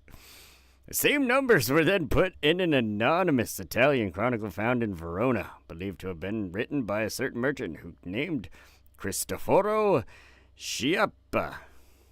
A letter of Leonardo Tocco to Francesco the First Sforza, Duke of Milan, wrote that Mehmed had recruited 400,000 men from Rumelia and Anatolia, with 40,000 being constructors of bridges armed with axes. And the exaggeration continues. It's like the telephone game, you know? It just keeps getting more ridiculous as time goes on. By the end of it, like, Mehmed's just got, like, he recruited a force of extraterrestrials from another galaxy light years away. You know what I mean? Like, millions and billions of light years away, just instantly spawned on the planet and helped him to win the war against Wallachia. Like, what the fuck? A smaller estimate of the size of Turkish forces was made by the Venetian envoy at Buda, Tomasi, who mentioned a regular Rollo Tomasi. No, probably not. Tomasi, who mentioned a regular force of 60,000 and some 30,000 irregulars. Okay, that's only 90,000. As Sultan himself said how many people he fucking recruited. Like, come on. This consisted of janissaries, infantry soldiers, Sifais, Sayalis, Akinji, Siladars, Azabs, Bushlis, and the Sultan's personal bodyguards. So, from top to bottom, the elite slave troops, feudal cavalry, sacrificially composed sacrificial units composed of slaves who would win their freedom if they survived. The archers, the custodians of Sultan's weapons, who also protected the flanks, the pikemen, and those who handled firearms. Vlad's half-brother, Radu the Handsome, who willingly served the Sultan, commander 4,000 horsemen. In addition to this, the Turks brought with them 120 cannon engineers and workers that would build roads and bridges, priests of Islam, and muezzin, who called the troops to prayer, astrologers, who consulted Mehmed and helped him make military decisions, and women, reserved for the night pleasures of men. Ah, the old days. What the fuck? This guy again, Chalkokondiles, reported that the Danube ship owners were paid 300,000 gold pieces to transport the army. In addition to this, the Ottomans used their own fleet that consisted of 25 triremes and 150 smaller vessels.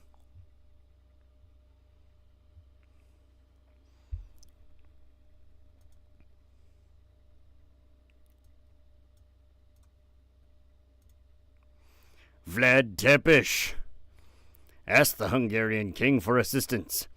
He received no support despite promises made by Corvinus, and instead called for a mobilization that included not only men of military age but also women and children from the age of 12 up, and included gypsy slave contingents.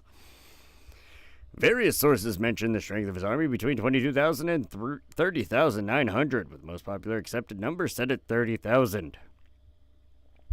The letter of Leonardo Tocco, which put the numbers of the Turkish army at an exaggerated strength of 400,000, exaggerated also the Wallachian strength, which was estimated at 200,000. Super exaggerated. The majority of the army consisted of peasants and shepherds, while the boyars on horseback, who were few in numbers, were armed with lances, swords, and daggers, and wore chainmail as armor. Vlad's personal guard consisted of mercenaries from many countries and some gypsies. Before battle, it is believed that Vlad told his men it would be better that those who think of death should not follow me.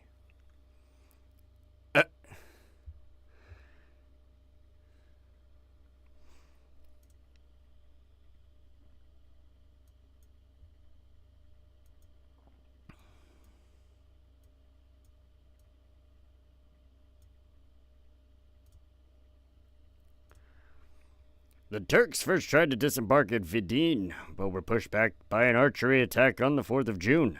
A contingent of Janissaries landed in the night at Turnu Severin, where 300 of them died from Wallachian attacks. The Serbian-born Janissary, Konstantin Mihailovic, recounted their encounter with Vlad Tepes. When night fell, we climbed into our boats and floated down the Danube River and crossed over to the other side several miles below the place where Vlad's army was stationed. There we dug ourselves trenches so that the cavalry could not harm us. After that, we crossed back over to the other side and transported other Janissaries over the Danube. And when the entire infantry had crossed over, then we prepared and set out gradually against Vlad's army. Together with the artillery and other equipment that we had brought with us, having halted, we set up the cannon, but not in time to stop 300 Janissaries from being killed. Seeing that our side was greatly weakening, we defended ourselves with 120 guns which we had brought over and fired so often that we repelled the prince's army and greatly strengthened our position. Vlad, seeing that he could not prevent a crossing, withdrew. After that, the emperor crossed the Danube with his entire army and gave us 30,000 coins to be distributed among us.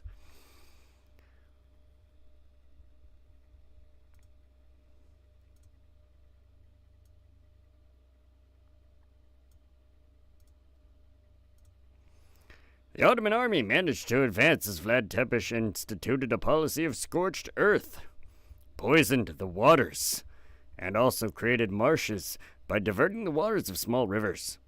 Traps were created by the digging of pits and then covered with timber and leaves. The population and animals were evacuated to the mountains, and Mehmed advanced for 7 days. His army suffered from fatigue as he found no man nor any significant animal, and nothing to eat or drink. Vlad adopted guerrilla tactics as his cavalry made several hit-and-run attacks. He would also send ill people suffering from lethal diseases such as leprosy, tuberculosis, and in more significant numbers, those who suffered from the bubonic plague to intermix with the Turks and infect them. The bubonic plague managed to spread in the Ottoman army. The Ottoman fleet launched few minor attacks on Brela and Chilia, but without being able to do much damage as Vlad Tepes had destroyed most of the ports in Bulgaria. Chalkokondyles writes the Sultan managed to capture a Wallachian soldier and at first tried to bribe him for information. When that didn't work, he threatened him with torture to no avail. Mehmed was said to have commended the soldier by saying, "If your master had many soldiers like yourself, in short time he could conquer the world." Yep. That wasn't his fucking goal, though. His goal was to just calm down Wallachia. Like, dang, buddy.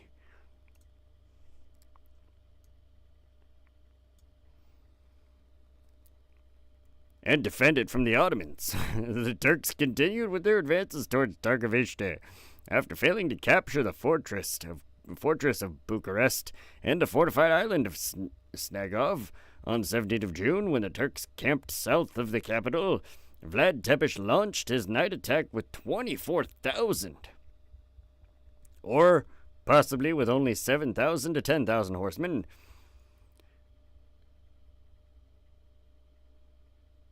Before making his attack, Vlad went freely into the Turkish camp disguised as a Turk and wandered around to find the location of the Sultan's tent and to learn about his organization. The anonymous Italian Chronicle of Verona mentions that Mehmed had disallowed his soldiers to exit their tents during the night as to not cause panic in case of an attack. The Chronicle goes on explaining that Vlad Tepes, being aware of Mehmed's strategy, had decided for an attack in the night, knowing how to proceed in his offensive when the enemy soldiers would have to remain in their tents. The skirmish would not last from 3 hours after sunset until 4 in the next morning, and would cause great confusion in the Ottoman camp. The Wallachians made noise from their buglers and illuminated the battle with their torches, and in that night they launched not one but several attacks. documents differ on the exact result of the skirmish. Some sources say that the Wallachians slaughtered a great number of Turks, while others say the Ottoman losses were minimal. Many horses and camels were, however, killed. Yeah, and it's a bitch of a walk all the way back to the fucking Ottoman Empire. All the way back to Anatolia. And they did it. Like the shit that we complain about nowadays, holy fuck. Some chronicles blame Wallachian boyar named Gales, who supposedly led a simultaneous attack on the Turks with the Second Army for not being brave enough to cause the expected devastation on the enemy. Vlad Tepes himself aimed for the tent of the Sultan as he routed the Asian cavalry, but mistakenly went for the tent of the two Grand Viziers, Ishak Pasha and Ishak Pasha and Mahmud Pasha. A Wallachian point of view of the events was recorded by the papal legate, Niccolo Morusa. Years later, at the court of Buda, when Vlad was being imprisoned by Corvinus, it is said to have been told by a Wallachian veteran.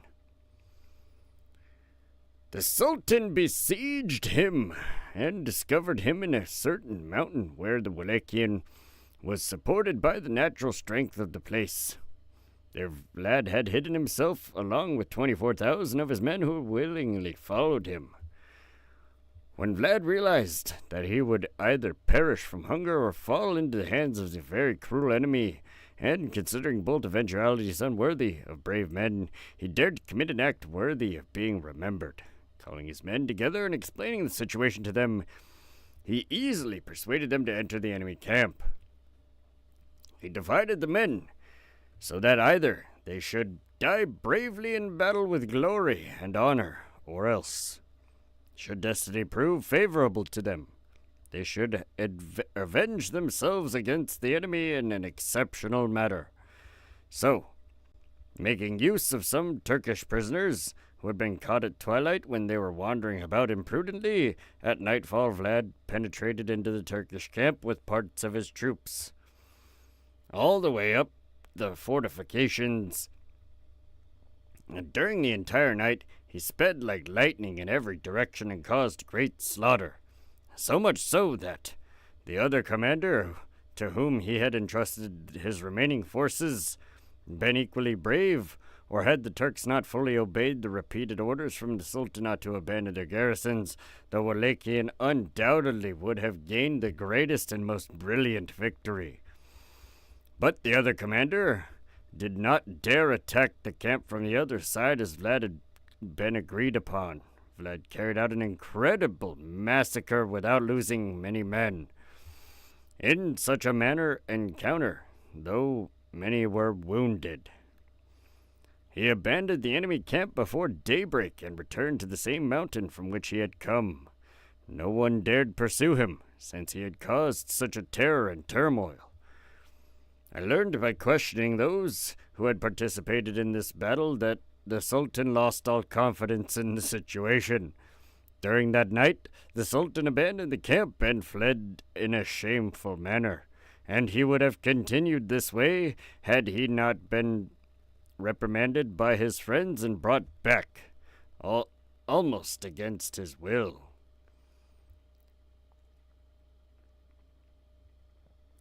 Yeah, that was a Wallachian veteran's anecdotal account. Let's fucking go. The Janissaries under the command of Mihailoglu al-Bey pursued the Wallachians and killed 1,000 to 2,000 of them. According to the chronicle of the Venetian Bailo at the Porte Domenico Balbi, the total casualties for the conflict are numbered 5,000 for the Wallachian side and 15,000 for the Ottomans. Even though the morale of the Sultan and his army was low, Mehmed decided to besiege the capital, but instead found it deserted with its gates wide open.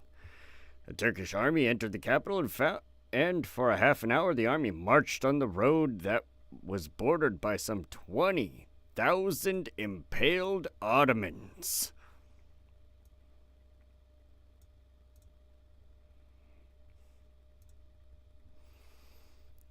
There they found a rotten corpse of Hamza Pasha impaled on the highest stake to symbolize his high ranking. Other sources say that the city was defended by soldiers, while the impaled corpses lay outside the city walls for a distance of 60 miles.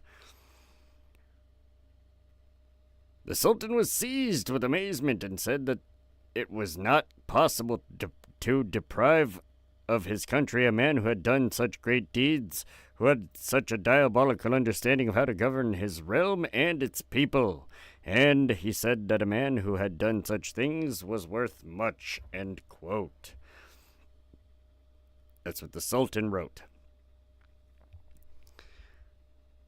Mehmed ordered for a deep trench to be dug out around the Turkish encampment in order to prevent an army penetration, and the following day, on the 22nd of June, the Turks retreated. A few days later, Vlad's cousin, Stephen III of Moldavia, who wanted to retake Ackerman and Chalia, decided to launch an attack on the latter.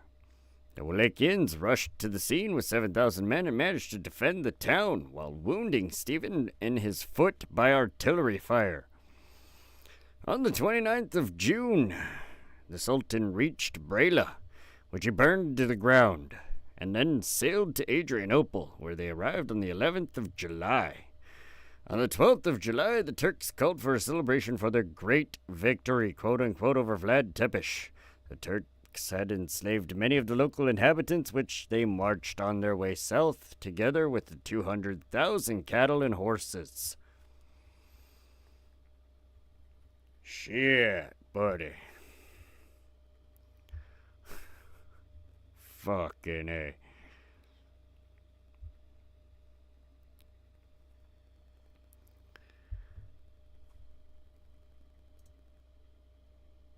And finally, before we just bullshit for a minute,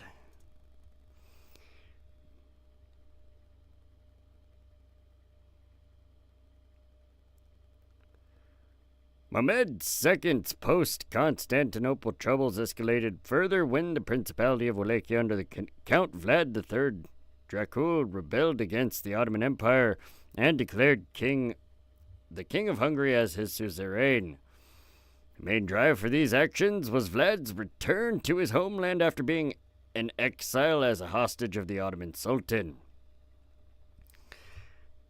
Yeah, this dude was, one, kidnapped and held hostage as a child, exiled twice, and obtained power 3 times like a legend before he died. Ottoman attempts to subdue Vlad militarily proved a failure, but his cruelty, which had terrorized his enemies, proved to be his undoing. When Mehmed offered the populace the choice of Vlad or his brother Radu, the populace chose Radu, and soon Vlad was again in exile on the run until he died.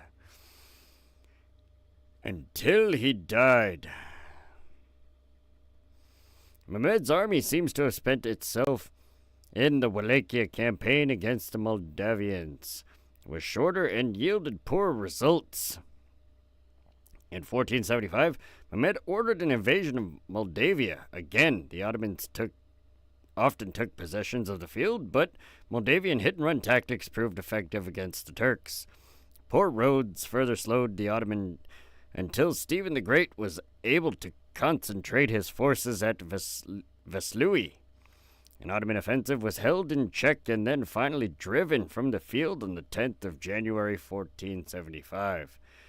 The Ottomans returned in 1476, this time assisted by their allies from Crimea, the Tartars, and their newly conquered vassal of Wallachia.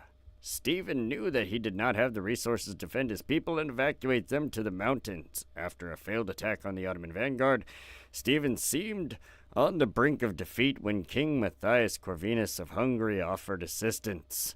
The Ottomans withdrew when the Hungarians began moving in, and fighting did not resume until 1484. So, that being said, he tried his hardest. But, alas, little itty-bitty Wallachia versus gigantic Ottoman Empire was doomed to fail. I mean, it's this teeny piece. The Ottoman Empire is fucking huge, buddy. In comparison, and the fact that he didn't have any assistance in defending Wallachia,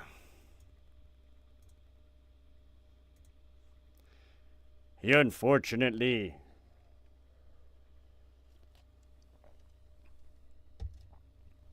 wound up paying the ultimate price. But sometimes that's what you gotta do when you're trying to defend your people.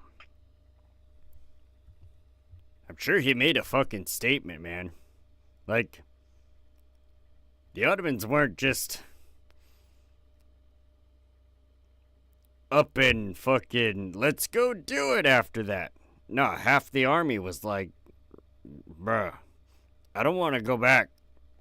I don't want to fucking go back there. It was actually hard for Mehmed to recruit people to go back into Europe after that. Like, it's part of the reason it was like, and we'll get into that tomorrow. I know I didn't do the Ottoman-Hungarian wars yesterday. It's fucking tornado bullshit. But we'll get into the fucking, the meat of that shit. And we'll discuss it.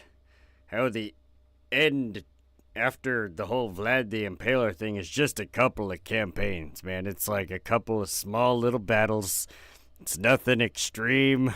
Like, it was really hard for Mehmed to get his fucking, to recruit people to go back into Europe. They were like, no, dude, I don't want to walk back into that. Like, you're fucking psycho, bro.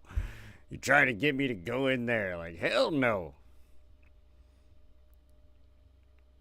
Yeah, shit was fucking wild back in the day. Anyways, that is Vlad the Impaler.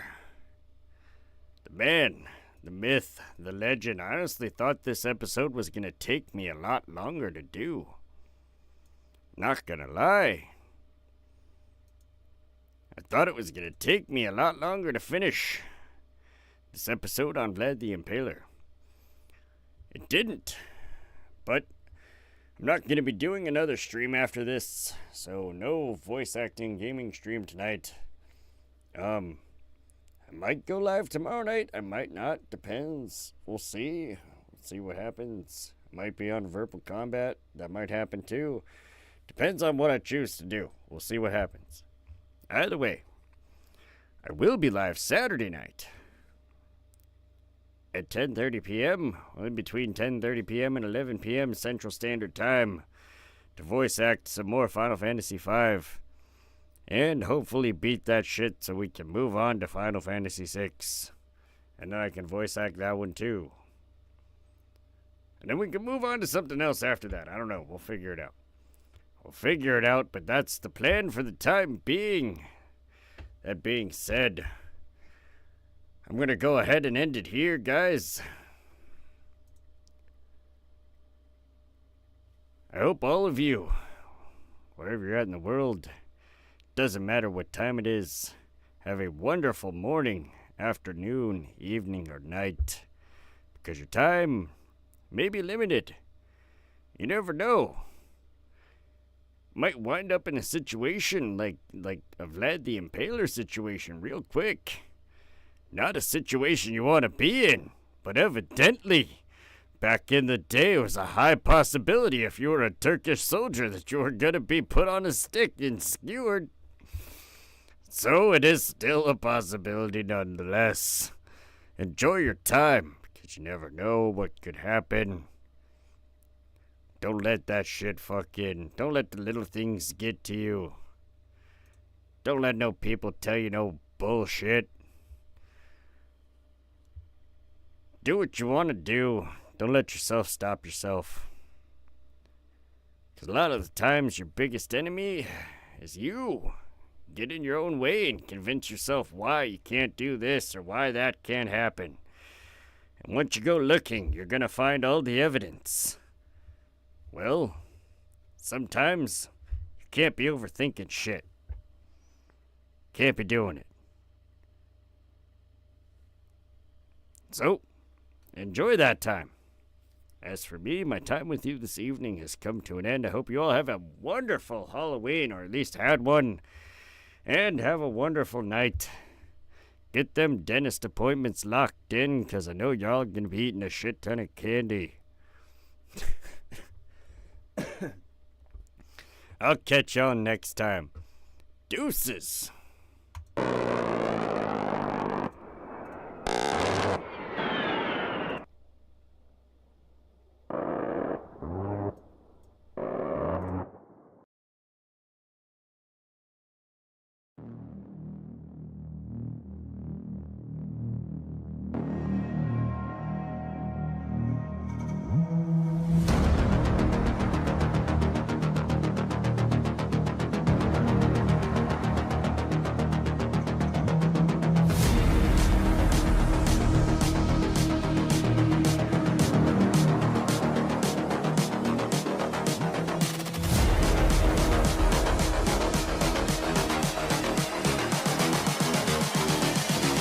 I just wish he knew.